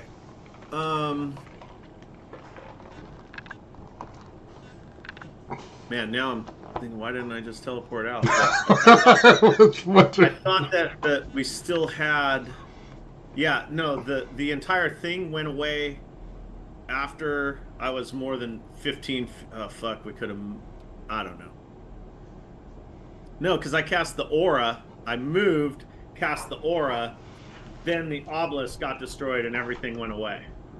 Yeah, because he's we the haven't- only one we who haven't- hasn't had a turn since I destroyed the object. Yeah, this is my first turn since the Right. island disappeared. Yeah. Okay. So still in the same spot, though. No, because right. I was on Snowfall and Snowfall started falling. Right, because he had the option to exit Snowfall, and I was like, "Are you leaving Snowfall?" And he was like, "No, I'm holding on So and ridiculous. taking Sparks with me." Okay. I didn't realize we were gonna That's be how fucking. that happened. falling infinitely immediately. So, choices. Okay, so here we are. It's me and Sparks and Snowfall, and everyone else seems to be just fucking. Let's see. I'm trying to rationalize how would Phoenix go. I can fly. I've seen Vaclav. You can stare at Vaclav. He's watching you plummet right now. Uh huh. And he's just like Sort of an unreadable expression. exactly. It's just like, interesting choice. Okay, so why does it smell like burning rubber in here? Oof. Okay. So I'm going to try to fly. Fuck it. What do I roll? Yeah, that's like a belief. So you can do Arcana, or you can make a Wisdom or Intelligence straight up check. Okay, and before I do that though, like Vaclav flew the first time he went in there, right? Correct. Vaclav, would you have ever talked about that, or did Before we went in here, I said He told- in response to a question from Winter, I think. Okay, that's I just need to hear that. All right, cool. So, so I get to pick like Power. this is faith. I am a druid. All right, all my wisdom stuff is +6. 18? 18? Yeah, I think you're able to break the bounds of gravity, for at least for now, and convince yourself that you can use your movement in any direction, not just laterally. Okay. Now then, I'm on Snowfall. Snowfall is still falling. Mm-hmm. and I'm holding Sparks. We were doing this, and all of a sudden, like, we can fly. Do we all move because of my faith? You can fly, but the other two cannot. You can attempt to hold them up with athletics checks if you like. I'll try that. Sure, why not? The 12-year-old boy. Yeah, exactly. Holding up the dragon and The 8 for Snowfall didn't go so hot. The 11 for Sparks. Well, Sparks I don't think is very heavy. That's what I was thinking, No. right?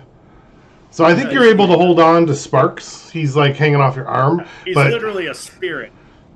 But Snowfall is falling away beneath you. Snowfall comes back at the drop of a hat. I look at Snowfall mournfully and fly as far as fast as I can towards the portal. No, I fly towards Vaclav. Of course. Perfect. Is that a dash? 60 feet? Yeah. Yeah, we're going to get you over to Vaclav. You brought your Aura of Life. Cool. Sweet. Sorry. Reach out for a high five. Yeah, I'll high five you. Yeah. Give you a thumbs up, and then I'm gonna point in the direction of the other flesh birds, and then start flying that way. Cool. I want to like just take a little scout like swoop around over there before we go back. Perfect. So Phoenix, you end your turn. We'll say go to Vaclav. Vaclav, you're going to take a little tour over there. Your speed is 30, so if you're going to dash, that's going to be 60. Or how close are you going to get over there?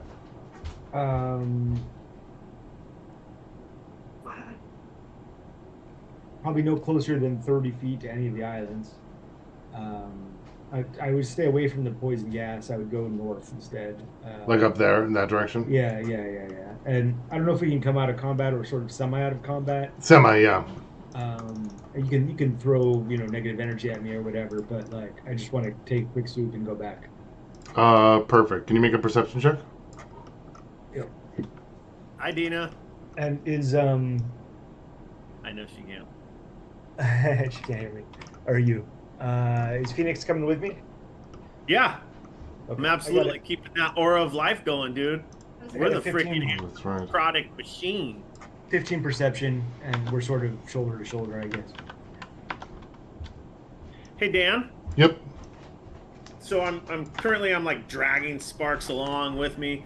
Um, is there a way that you think that he would like pick up on what I'm doing and just be able to fly along with me? If not, then I'm just gonna have him hold on to me.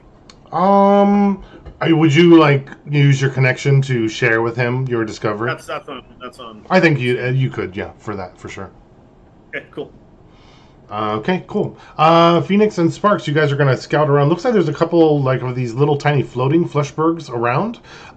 There's that soul piercer on the one. As you get a little closer, it actually kind of fires off like almost like a larger bolt of negative energy out at the group of you. The first one kind of fires, kind of goes right between Phoenix and Vaclav, kind of sailing by. The second one hits you directly, Vaclav, and does. Did you account for the blur? I did not. Thank you for reminding me. That still hits. And it would be... That one does 18, but it is necrotic. Fine. Alrighty.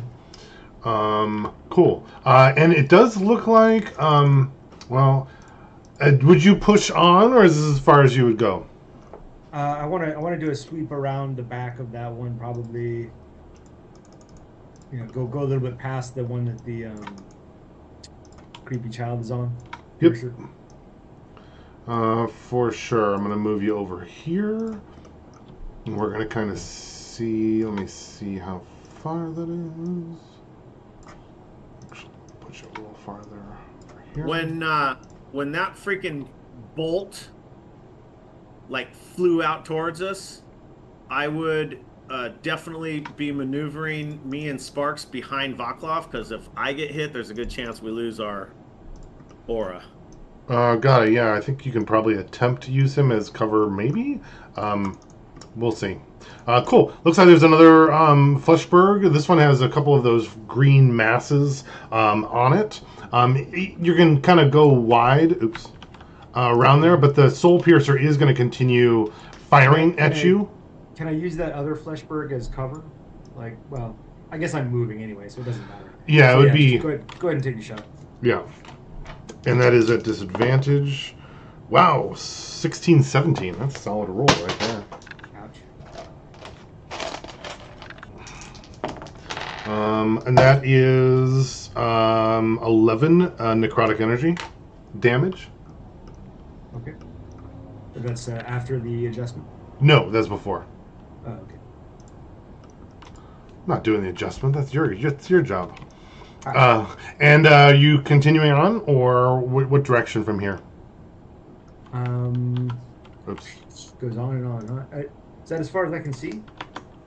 Nope, I forgot about that.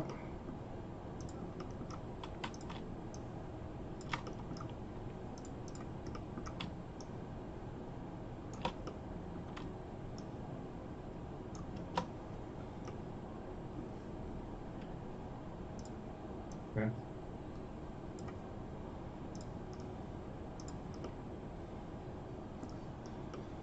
Would you, which direction, or would you kind of continue skirting along the top?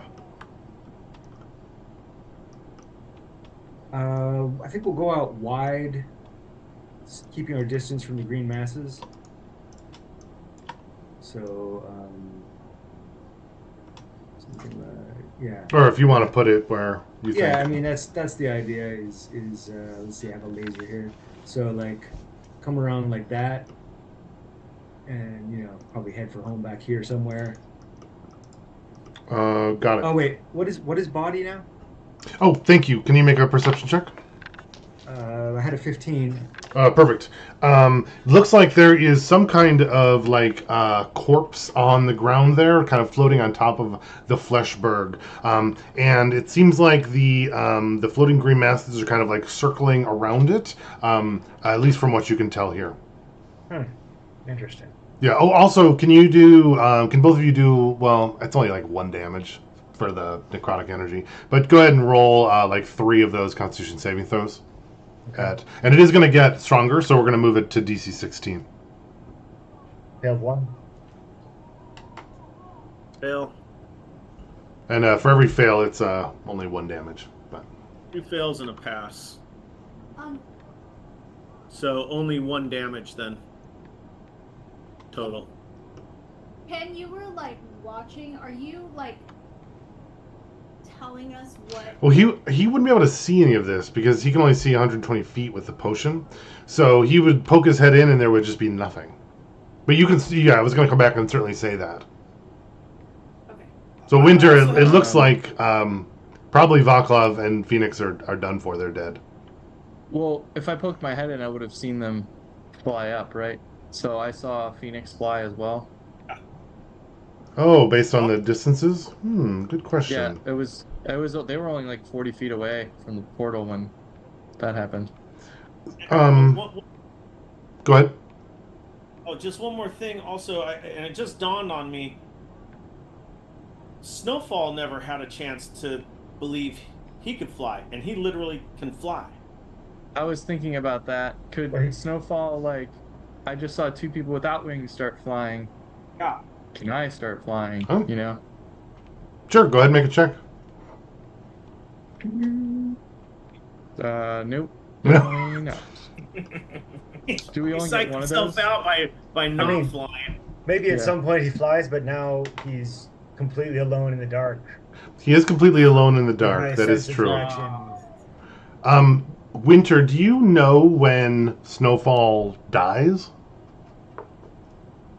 I don't know, but I think if he's looking around for like a couple rounds and doesn't see him, he'd probably just resummon him. Yeah, so what I was kind of thinking is like you dove through the portal, landed, Rosa went through, Loki went through.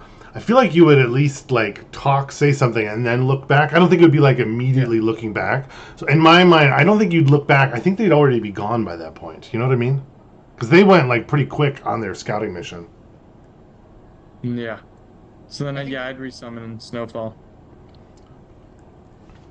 Okay.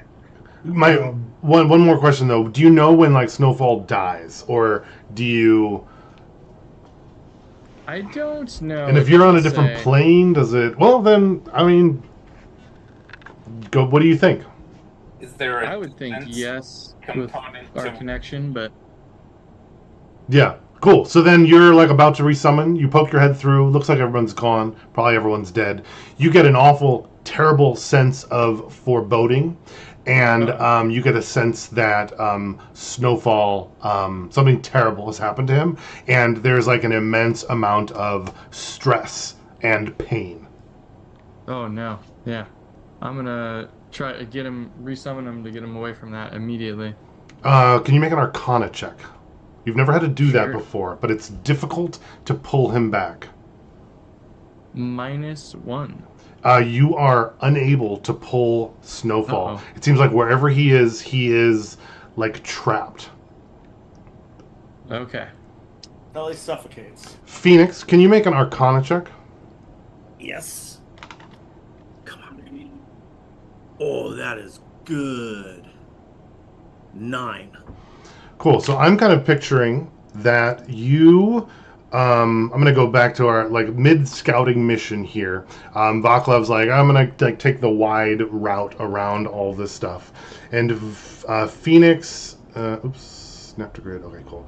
Phoenix and Sparks, you guys are kind of like hiding behind Vaclav a little bit from the other direction, kind of like you said you were doing, right?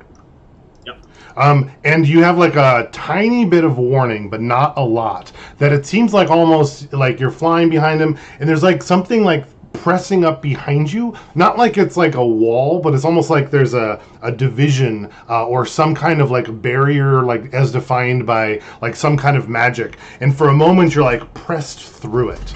And instead of just seeing like nothing in the abyss like you've been seeing before, like all of a sudden there are like creatures and things out that you can see forever in the directions, kind of like the night sky. And all of a sudden there's a huge monster kind of like near you, just like 30, 40 feet away. And it seems like it's like staring and waiting for you. And it's like about to be pouncing and kind of pulling you in. It's almost like a Lovecraftian horror monster that's, you know, hundreds of feet tall, kind of like swirling around you, as though it's almost like waiting. Okay. So with that, I am going to immediately like push opposite to go back into the darkness, like leave this realm plane, whatever, and get back into the dark plane for safety. Yeah. I think because I'm picturing you're kind of still holding on to Vaclav or close enough. Yeah, exactly. When you're kind of out there, your ability to like direct where you're going is like more difficult. But I'm picturing you just kind of partially wound. You're like, oh shit, and then you kind of like pull hard on Vaclav, and you got sparks on you. Yeah. And Vaclav, you would kind of like feel that from behind you as well. What would you do or react with that? Did I see what he saw? You didn't because they just started freaking out. You can look back at them, but they can't say anything. Phoenix, I don't know. Would you look back, Phoenix? What would you do? Be like pointing, go. So I'm gonna like change direction, but I wanna kick the hornet's nest before I do. Mm-hmm. So I'm going to cast Wall of Fire, which has a range of 120 feet, and cause it to erupt on that island in a 20-foot diameter circle facing inward toward the body. Okay. Kind of like that is what you're thinking? Is that 20-foot diameter? Yeah. Yep. And then we're going to dive under the Fleshbergs for the return trip. Oh, I like that. What's the route? Are you going to like retrace your route, or are you trying to like see a little more in that direction? Yeah, I think I want to sweep under that last couple of things there. Yeah, perfect. Then, in that case, what I'm going to do is, I think because you're under, I don't think you're going to see what's on the Fleshbergs, so I'm going to just reveal kind of in an intentional way like this. It looks like there is like another larger one over in this direction, if that makes sense. Great. All right. Yeah, and we'll go skimming back toward the portal. And by the way, was I able to recognize whether the body was the body that I had seen in the coffin? Oh, good question. You were able to gather enough information. It was definitely not. It looked like it was wearing some kind of like plate mail or armor that kind of reminded you of some of the paladins and clerics that you'd seen in North Fork. Okay. Does it, as we surface sort of like on the far side of the bergs, is there any sign that it has reacted to being lit on fire? Ooh. I think probably the green masses would have like caught fire and like exploded, and kind of like sprayed out. But it seems like the whole island, the little Fleshberg, it's actually started moving away from you, like due east. With the wall on it? Yes. Okay. Okay, but I don't, he's occluded behind the fire, right? So, right, and then as soon as your 120 feet ends, you would cease to see it anyway. Yeah. Oh, even though is it casting light? Oh, because it's dark? Ooh, I like that. I think you would be able to see it. That would make sense, because it's a giant, like, thing of fire. Yeah. Perfect. And race back to the portal. Yeah. And before you get there, Winter, if you were unable to pull in Snowfall, would you... I'm guessing you wouldn't just give up. You'd probably try again, right? Or... Oh, yeah. I'd try again. Do you want to roll? Or yes, I would. What kind of roll again?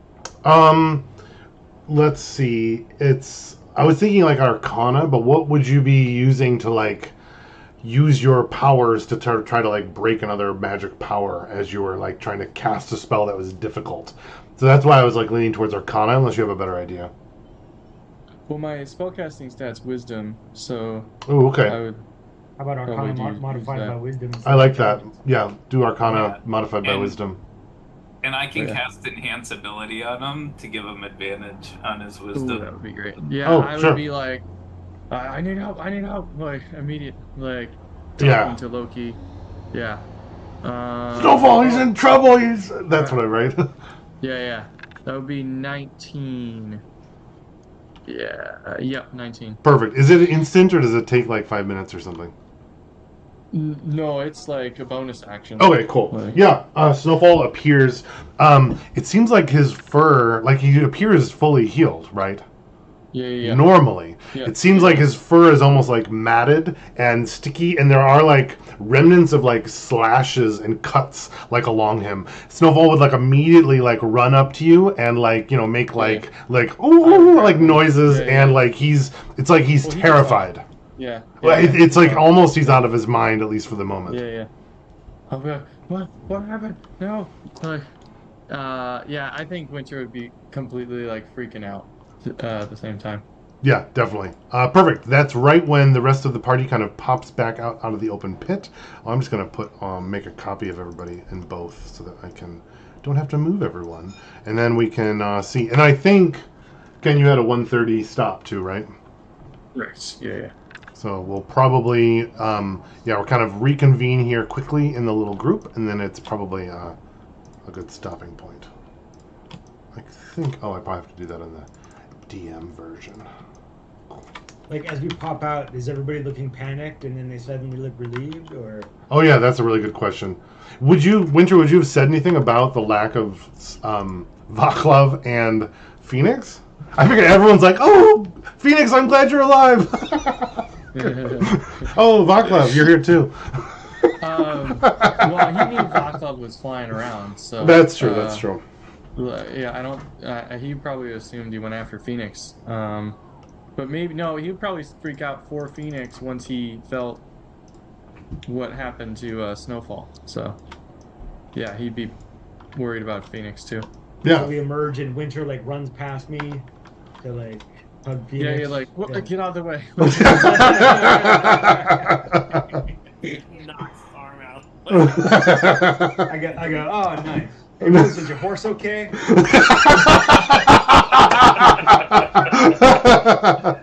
kind of like, I've been asking, but I didn't want to. Like, Oh, sorry.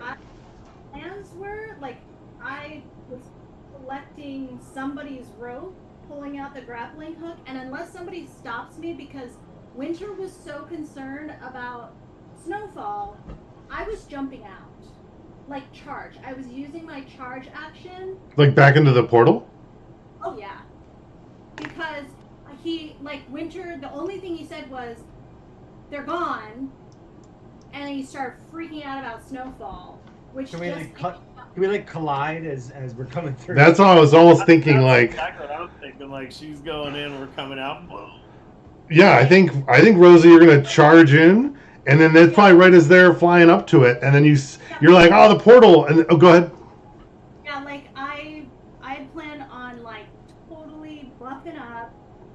I passed a protection from good and evil on myself, and with that intentions, I was imagining the whole like, I'm with the mother and the mother's with me. Oh. Yeah. And I'm diving out there. Yeah, perfect. I think as you do, you would kind of head back in, and you can't fly yet, or you haven't convinced it. So I think you would dive in, and would you attempt to fly as you kind of get inside? Yeah, go ahead and make a check for that. I'm curious if you're able to. So, but you said you had the grappling hook and the rope. Had you I'm fixed taking it with me. Oh, you're taking it with you to grab something. Yeah, no. If you were like charging off like that, I would be like Loki's on Steve too. No, I would be trying to put a rope under. Like you can't get that far away from this dimension. Yeah. I'm like, I got rope. And I'd be like, yeah, and this one's got to be on you. Oh yeah, Rosa, I think you kind of dive through. Go ahead and make that check. Are you able to fly? You can make an Arcana or a different Wisdom or Intelligence save to like believe that you can fly. Yep, I'm going with the Wisdom or Intelligence. I'm going straight Survival, and that would be a... Yeah, unfortunately you can't use the Survival. The only skill you can use is Arcana, or you can use Wisdom or Intelligence like as a straight modifier. Oh, as a straight... Okay, yeah, then I'll do that. I'm going to go with...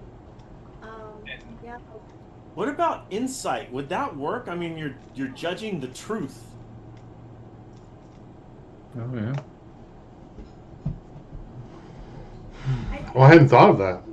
I mean, she has witnessed someone flying. Vaclav said, "You can fly," and initially we're like, "You can fly," and then now she's like, "My favorite person in the world, Phoenix, is lost. I can fly." I guess insight, I think, is like on living things. I think this is like a natural phenomenon that you're trying to like do. I think it makes more sense for Loki to attempt to give advantage instead of like using a different skill in this that's what I was case. gonna say. I feel like we're laboring this dramatic moment with Mickey. I also agree with that. Yeah. Yeah. I think if you succeed or you fail, Tabby, what'd you roll? Sorry, you cut out. It didn't say anything. Oh, I can't. Is it? Yeah, No, I I can't hear either. See now, Anyone? you were. Oh, now I can hear you. There you go. 16. 16? Yep, 16, just barely able to fly. So kind of jump in. I'm going to say Steve's able to join you because you're like one kind of similar to Snowfall and Vaclav. And you're able to kind of get there, start swinging around. Oh, sorry, not Vaclav. Sparks and Phoenix. Yes, yeah, exactly. You kind of get your grappling hook ready to go right as Vaclav, Phoenix, and Sparks are all kind of joined together, flying back through the portal. Like, okay. And so I'm like, you turn right back. Right back in. Perfect. And back into the cave with the unstable floor. That's here.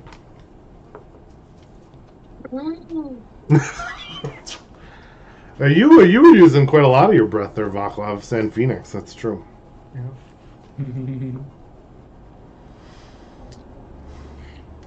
All right. What is the plan for the party next, so that I kind of know? Are you guys going to be like, fuck this, let's go to a new spire? Or are you guys going to be like, go to North Fork? Or are you going to go back into the negative energy plane and like finish what you started? That's my question. What do I learn from Snowfall once he's calmed Oh down? yeah, I think everyone's here probably listening to what's going on. Snowfall would be describing similar to like what Phoenix had seen and what Vaclav you got a glimpse of. And in that it seems like there's like huge, powerful, like unfathomable entities just outside of this little bubble of negative energy space that seems to be like held together by some kind of like power that you were kind of in there with. And it seems like there's like Lovecraftian horrible horrors that are kind of like out there, and there is some kind of like a barrier that's separating them. And it seems like Snowfall kind of got caught and grabbed by one and was like eaten and devoured, but not like killed instantly. Like it's not like his time was almost stretched and like tortured, and he was like trapped, and he could feel you pulling, and he couldn't get away. And then you finally like got him back, and he's so glad he never wants to be away from you again. Like that's kind of like what he'd be telling you about it. So it's not like he was permanently hurt in any way, more maybe like traumatized from like his experience. And I'm almost picturing he'd be like really close to you for a while, like those little abandoned dogs that like you can't ever like step away from, or they like freak out, almost like that for a little bit. And he'd be like, please don't let me go back, I don't want to go back in there, don't go in. It was like, it's kind of like that style, but he is also like sentient, so you could obviously talk to him. Yeah, he's smarter than Winter is, actually. Right. Winter would translate that and say, if it's too dangerous for Snowfall, none of you are going to live through that either. I think we need to get stronger. We need to go to the Dragon Spire. I would be incensed. I would be so upset because that Vaclav and Winter said we were going to see. We saw none of that. I was like, there was no vampire. There was no sarcophagus. There was nothing there. Hey, I said there was an obelisk, and there was an obelisk. Right? He said it was so big. It was actually much smaller than the other obelisk. Yeah. I could only see 10 feet. Everything looked pretty close to what I saw when I was in there. I think that Vaclav and Rosa have this they show love through their arguing. Oh, for sure. The brother and sister thing. So a lot of that is that anger that like she couldn't see him and he's mad at her because she chose the horse, but she's like mad at him because he doesn't understand. So it's like, but all of it is framed in this like, this is not what you said it was. Yeah, I picture it's like a shoving. That's not what you said. What did you do to me? Like, yeah, kind of like that. All of that, but the point across that she's trying to get across is like, that's not what we went into. You're so all knowing, and now like. Yeah, well, you can say. What would you go ahead and say? What would Rosa do in this situation? Yeah. Yeah, like she's like, Vaclav, what the hell was that? What was that? What I said. It was a big empty place that tries to suck your life out, and You it's said- it's full of undead, right? And I'm like, you said there were more undead than anywhere you'd ever seen, all shapes and sizes, all the vampires. You told me there was going to be a lich, a giant one. So you're in disappointed that it was better than I said? and then you disappear. I'm sorry if I got your expectations up, Rosa. I imagine we're having this conversation as we're like going back through the mines, and like every once in a while, like a skeleton like lurches out of the dark. Not now. And you like stomp it to death as you're. Oh yeah. And I'm like,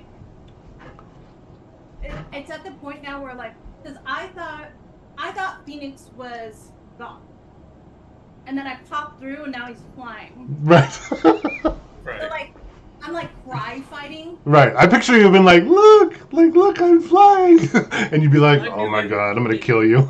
Anyway, there was more undead and more flesh birds. You just didn't get that far. Phoenix, I'm like- back me up here. It's there. It's totally there. We got this. Let's go. When is this? Snowfall's not going back in there. And none of the rest of us can fly. What the hell are you talking about? This, you just you do can it. fly. Like, Oh, look at Kevin. We all look at Loki. What do you mean? You just fly. you just You fly. fly. You Loki. can go. What the hell do you mean you just fly? None of you could just fly, and then all of a We all sudden, raise our some of hands. you are Fly. flying. Fly. Fly. Fly. They must use some spell because Hey, neither. you guys. Who am I? I'm Uncle Loki, and I can't fly. Phoenix gets backhanded. Yeah. So in the interest of meeting Ken's deadline, I'm just going to sort of break character for a moment and say my general gist would be go back, get the family, and so I suspect there's going to be some obstacle there, but my intent would be to get the family and return to the spire, the water spire, or grudgingly the positive energy spire, but I prefer the water spire. Right. That's been Vaclav's intention for a while, Yeah. but it seems like he's the only one that wants to do that. Yes, I'm just saying, like, I think other people might be in favor of going to the family After what happened here. in terms of, like, saying what's going to happen next. So. Got it. Rosa's like, Yeah, if Winter probably can't convince everyone to go to the Dragon Spire, so he would, Yeah, probably he would not. say, get family, go back, and then get the spire in the next town so we can get more power to defeat this stuff. Well, Tabby, what were you saying? and I'm like, of course we're going to the family. We gotta get them together. They gotta go to the spire. Yeah, preferably before the dwarves open that letter. What did you put in the letter? Yeah, diplomatic stuff. I never did the drawings. Well, I think the only one that knows about the drawings is Loki, who was looking over his shoulder, right? Right. I was making a DJT reference there. Oh. Oh, yeah. I don't even do drawings. That's right. Never done a drawing. Cool. So, likely going to the family. So, not diving back into the negative energy plane, probably. At this time. But we'll see. Until, next time I'm sure he'll change your mind and we'll see how it We goes. destroyed the obelisk. That must have done something, right? That's true. Mhm. probably destabilized that bubble and brought the Cthulhu entities through. But you know, Well, could be. we'll cross that bridge when we come to it. Perfect. Curious of any quick little rosebud thorns of our session today. Still writing mine out. Oh yeah, no worries.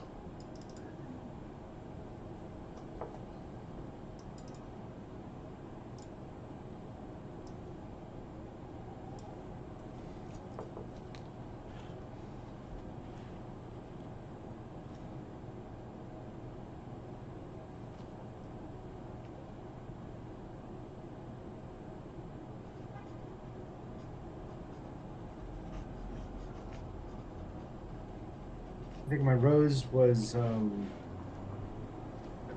the sort of chaotic environment with the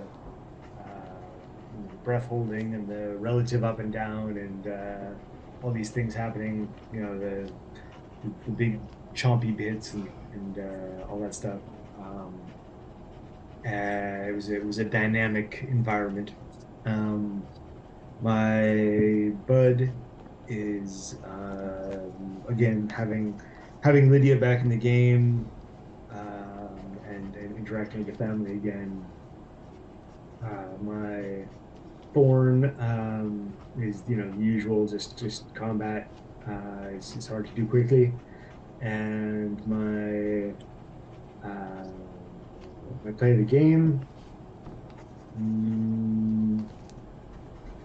I think I'm gonna go with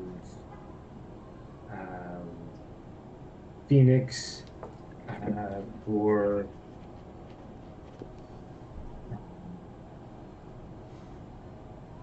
trying to save all the creatures and then his reaction to the other world beyond the veil. And there's something else I like too. What was it?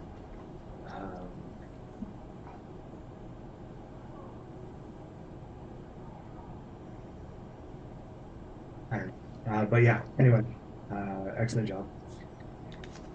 Cool. Thanks, Ian. Yeah. I'll go then. Rose, literally the same thing. I'm sorry. Oh, yeah. Last thing, I'm so sorry. The other thing I was thinking of was the zone of life. Oh, yeah. I thought that was really clutch and really appropriate for that environment. It was like perfect for that good thing. Use of a spell just when Loki used Feigned Death or whatever. Yeah. Mm-hmm. Cool. I was like, way to negate all of my cool environmental space. Give yourself advantage on all this stuff. And I was like, wow, that's really good. Yeah. I felt sconed and I didn't like it. That's what I wanted to say. Like, oh, well, now all of a sudden, all my creatures do twice as much. Started the session. So I loved the crazy combat, and like that the combat was also exploration, and then and when I say crazy combat, I mean just like so many. I like how there were so many different variables, and yet we were still like, I think we did really good, like as a squad, like we did things appropriately, and everyone I just love it when everyone gets to use their stuff and it all is synergistic. I guess that's the whole thing, was the synergy of our combat was awesome within so many different factors, because we weren't just fighting creatures, we were fighting the environment as well, that just makes it freaking so great when it works. The exploration during combat, Vaclav obviously has to figure out what's going on, so he can't just be completely 100% focused on let's take this guy out and then that guy is like, no, but we're looking for that guy. So that's cool. And the insane realm, the realm of horror outside, totally sick. When you were talking about like this big thing, and I was like, oh, it's like I was literally thinking of like a block or something, like it's the obelisk, and like, oh, that's the one we have to fight, and like, no, it was fucking way worse than that, man. Like, no, you're all gonna die. Which I also wanted to mention that like coming out after settling down and after screaming, and then like probably not letting go of Rosa for like 10 minutes, then talking about like, yeah, that stuff out there, like there's no way. Like we could take care of the crypt, whatever. Probably we're awesome now and we can fly, but we don't want anything to do with that other stuff. Like no way. And then Thorn was literally I loved everything about today, and I wrote like so many notes today, so I was seriously engaged. Um, but man, Snowfall not being able to fly on that last attempt, I was so saddened by that because I was like, here's the creature that can actually fly. Like that's his whole purpose. He's a dragon. He flies. And then he sees other non-flying creatures fly, and yet he's like, fuck, I couldn't fly. I can't do it. So that was sad. And then like to hear you were like, no, about- Snowfall, I got you. I don't got you. Like that would have been It was really fun. hard. Good fun. I mean, that, like, but that's really, I think, how, like that, I mean, that's adds to that whole thing of like having to let him go, but in my mind, it would almost be like Sparks, the same thing. It's like, well, then, we'll get him back. Like, us first and then all the other stuff. So, play of the game, play of the game. Play of the game, Winter for literally doing the freaking Spider-Man crashing building run and leaving the portal, because I think that example, like that saved 2 other lives right there, or at least 1 more life, whatever. And so that was just very cinematic. The whole session was cinematic. Sweet. Thanks, Travis. Cool. I'll go. Rose, a lot of the in-character dialogue and banter again was hilarious. And then Bud, I want to know who opened Gilmore and what will that encounter be like too. I'm intrigued by that. If we get to there. Thorn, nothing really, just combat is always slow and it gets slower the higher level you get. Not that is anybody's fault, it just happens. Play the game. I thought Phoenix and Loki for some of the extremely helpful spells that they cast to boost the party, get Snowfall back, do all of the things that allowed us to, or enabled the whole party to do stuff today. So it was fun. I was super worried for Snowfall, so you scared me there. Good. But I had a good time. Well, because I Thanks, knew he was everybody. going to come back, but I do think I like the idea of that there's still like a cost where I think he's like that little Yeah. trauma, and I think that'll be interesting to Okay. explore that way. But it's like it'd be harder if we just killed Phoenix, or like, because I was like, what happens if Phoenix can't fly? You didn't realize it, Travis, but like if had you not flown that round, you would have like gone through the barrier going down, and you would have like died, right?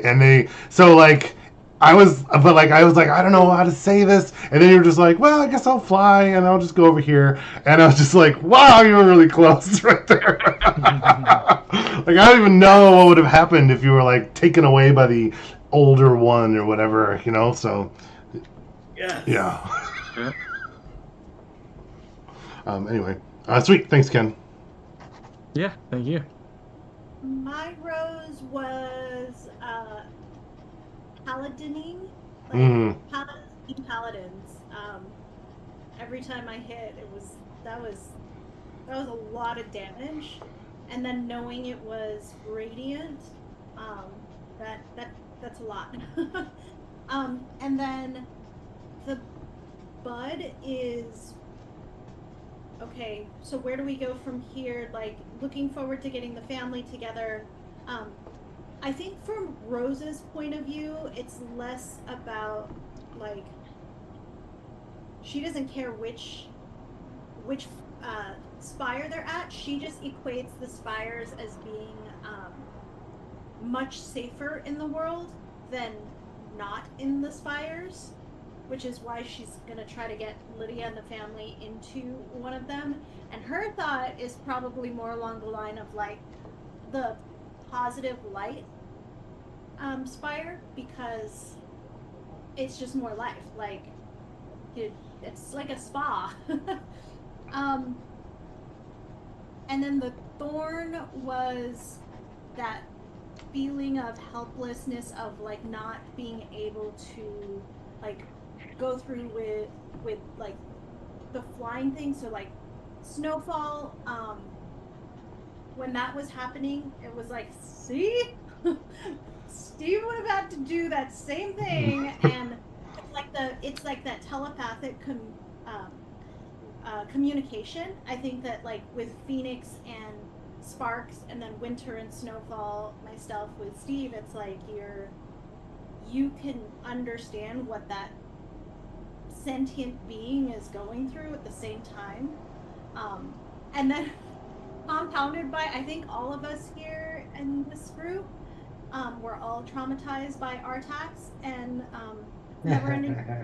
So when you're like, yeah, it gets sucked under, and the horse with the rope, and you're just like, oh my god, there's some childhood traumas coming back again, right? So, using that as the motivator of like, because like even Baklav's like, I'll save you. She's like, horse.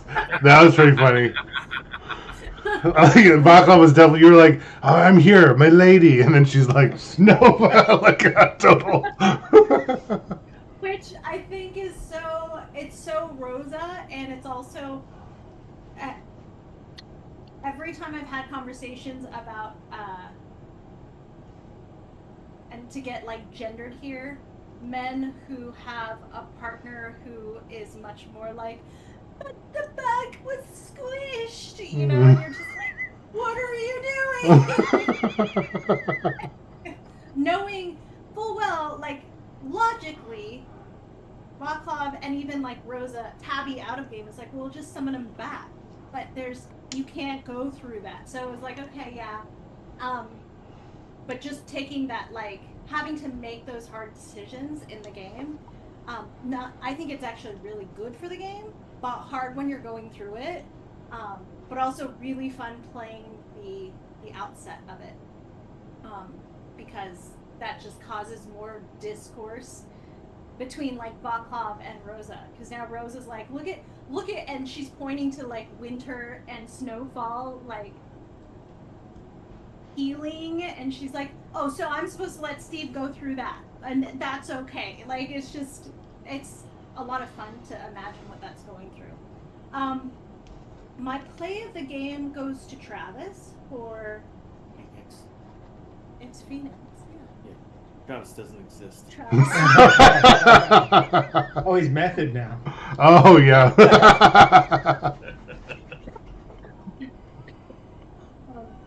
But then I also wanted to do the shout out. What for Phoenix? Can you?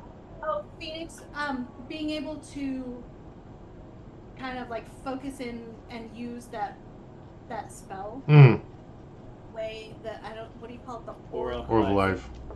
Aura of life. And I know that there was a little bit of like, what are you gonna do? But like, that's a huge improvement for Travis, the player. Huge. But to be able to, because I saw when I get to see like Travis do all of the things with all of his screens, and I get to see like the ramp up of like, like the light bulb. Yeah. Like Plan. And oftentimes when I see that, the follow through of it is like, oh wait, I read that wrong. And then he has to go back and be like, wait, that's not how I read it. But for this to be exactly what it was supposed to be, even if we didn't get to utilize it in that way, I think it was really, really impressive, and the wherewithal to use that in the right moment was pretty awesome. And then shout out to Vaclav. Like, Vaclav's such a complex character because he's always like, I'm a jerk, and then like he has these moments of redeeming qualities of like, I gotta, Rosa's falling, you know, like, and he's like, fucking Rosa, man.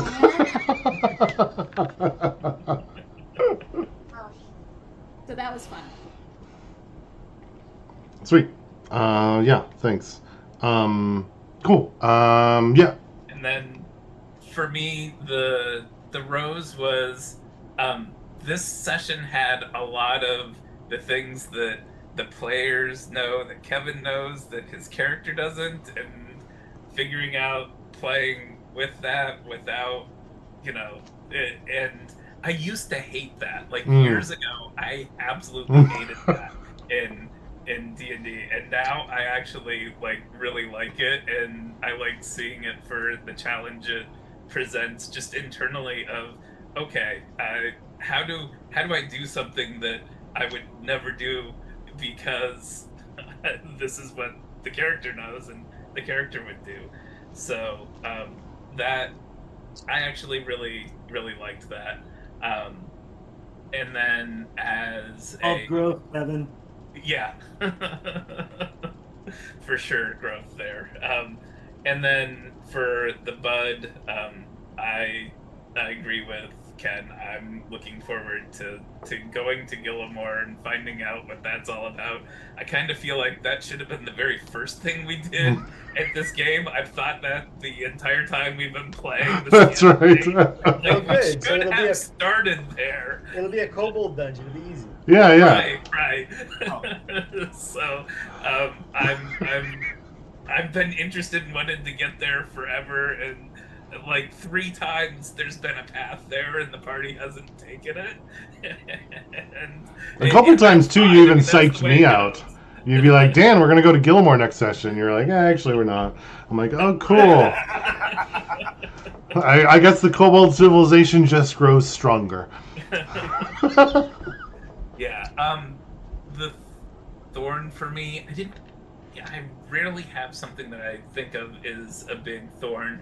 The only thing that I kind of find as a thorn is I look at what I can do as a bard at level 7, and I feel like it, and I don't think it's really true, but the last few sessions it's felt like the rest of the characters increase in power in what they can do in battle, and I feel like the bard doesn't gain on that in the way that a lot of the other characters do. It's one of the things where I've always kind of felt like the bards and in particular druids, although I mean I don't think Phoenix is a druid, it's has had that, but anyway, and hearing everyone's feedback about the things that happened that that Loki was able to do kind of offsets that a lot. I think it's more of a personal perception than maybe reality. Yeah, I guess it's just a me thing. And then I wonder if it's like it's these smaller changes that like Loki and a bard makes with like extra 3 minutes of breathing and like these little pieces where you're not having like these big huge spells like you used to like to do, or like 40 points of healing and things like that. So it probably just feels really different. That's what I'm wondering. It might also be that it's weaker, but yeah, it's different. It for sure feels like it's a lot weaker.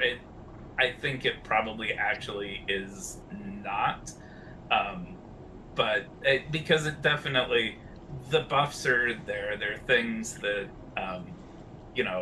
there were things I thought we would run into that we didn't, that we prepped for. So, but at the same time, that's the way life is.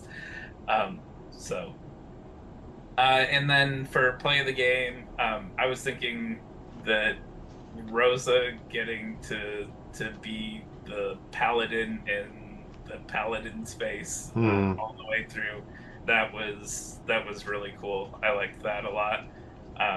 And honorable mention to Phoenix for actually pulling out a really appropriate spell. Hey! that he had never used before, and something that really fit. So that was really cool to see. Once every 4 levels. Yeah. You like did what Kevin normally does. You were probably very jealous is what I was guessing. I was like, wow, is this Kevin's turn or Travis's turn? I am so surprised. Yeah. I was almost picturing Phoenix when you were reading it. It was like, it does all these things except not on the negative energy plane. Or something like that. And you're like, oh, I should have read the whole spell. I read it like 3 times. And I used to go through things. I used to go through things and be like, all right, what should Travis be doing? What's he actually going to do? And can I nudge him in the right direction? I gave up on that long ago. So Yeah. It's just fun. I saw Ken did that today too, I think, where you're like, hey, maybe you should teleport with Sparks. And Travis was like, wait, what? The sign language? Yeah, I was like, that was a perfect way to do it. Cool. Yeah, no, I was having fun. I agree with some of the sentiment that the combat's always a little slow. It's hard to like balance making it feel dangerous and have combat interesting and get everybody engaged. So I feel like I wasn't quite as dangerous feeling as I wanted. It was more like confusing, or not confusing, but like there was a bunch of things going on, and I think I was effective in like trying to have that happen. I thought you guys were gonna push a little farther. I like how you like dipped your toe in and you're like, nope, that was too hard. And I felt like I was trying to like give you clues on things that would happen, and you're just like, no, we're gonna collapse this fucker, and that's what we're doing. And I was like, okay, like, well, I can't wait to see how this goes. So it was very different than I was expecting you guys to go through, but it was fun watching all the stuff happen, and so it was interesting. I wish we could have gone more, but like, again, it does take a while to do it, and I know I started a little bit late too, as I was trying to get all this stuff in play and with all of our notes. My bud, looking forward to. I wasn't sure if we were going to continue on in the negative energy plane, find out what the rest was going on in there, or go to Gillimore or whatever. So I'm kind of curious to see what that looks like, and I'm excited to play Lydia again. I'm going to have to go look over my notes because it's so hard playing Lydia off of Vaclav because I like just laugh so hard and break character. So I feel like I'm looking forward to that, but I'm almost like a little nervous of that too, because I just love the Tiefling family house and all of that dynamic. So I'm kind of looking forward to taking a look at there. And also maybe some other things in North Fork have changed since we've been there. So that will be kind of fun. My play of the game, I don't know if I had anything that stood out. I did like the whole climbing up the corpse of the skeleton running out. And Travis, I also feel like old Travis would have been like, I don't want to be here by myself. Dan, you should let me go. I didn't mean to be like here. But you were like, nope, I'm here and I'm going to go and do this. And I was like, okay, sweet. So that I wanted to call out that. I really like that you like pushed forward, because maybe it wasn't quite as clear and whatever, but I liked that how it went, and that you're kind of like, you went with it, you know what I mean? So I thought that I wanted to call that out. I like that. Dan. Yeah, exactly. And then Ian, I want to call out too. I like how you give me chances to put little hooks in when you're like, and now we're gonna explore. I'm gonna fireball that place and we'll see what happens and stir it up. So there'll be stuff going on that way as well. I think I should have what I wanted to do, I should have done, and maybe it'll change things or not, but there on the island that you flew under, I think there is another obelisk on that island too, like the one that you destroyed. And I should have put it in a spot, but I was like, no, I'm not going to tell you, because I figured you would see it, but then you kind of didn't. So I wanted, I guess, Vaclav to know that, like, it seems like there is another one, and maybe it's like a trail. That's like what the piece, and maybe you kind of knew that I was trying to do that, but I just wanted to like explicitly call that out, that it seems like the space has been like extended. Is the idea that I wanted you to get, if that makes sense. And I don't think I did as good of a job as I could have done in the session. Okay. Until it went on. Okay, cool. Then I wanted to make sure that, it wasn't like, I don't want you to feel like, oh, we did everything and that was it. I'm like, wow, that was lame. There was definitely more and you guys, like, didn't. Okay, cool. I'm excited for next time.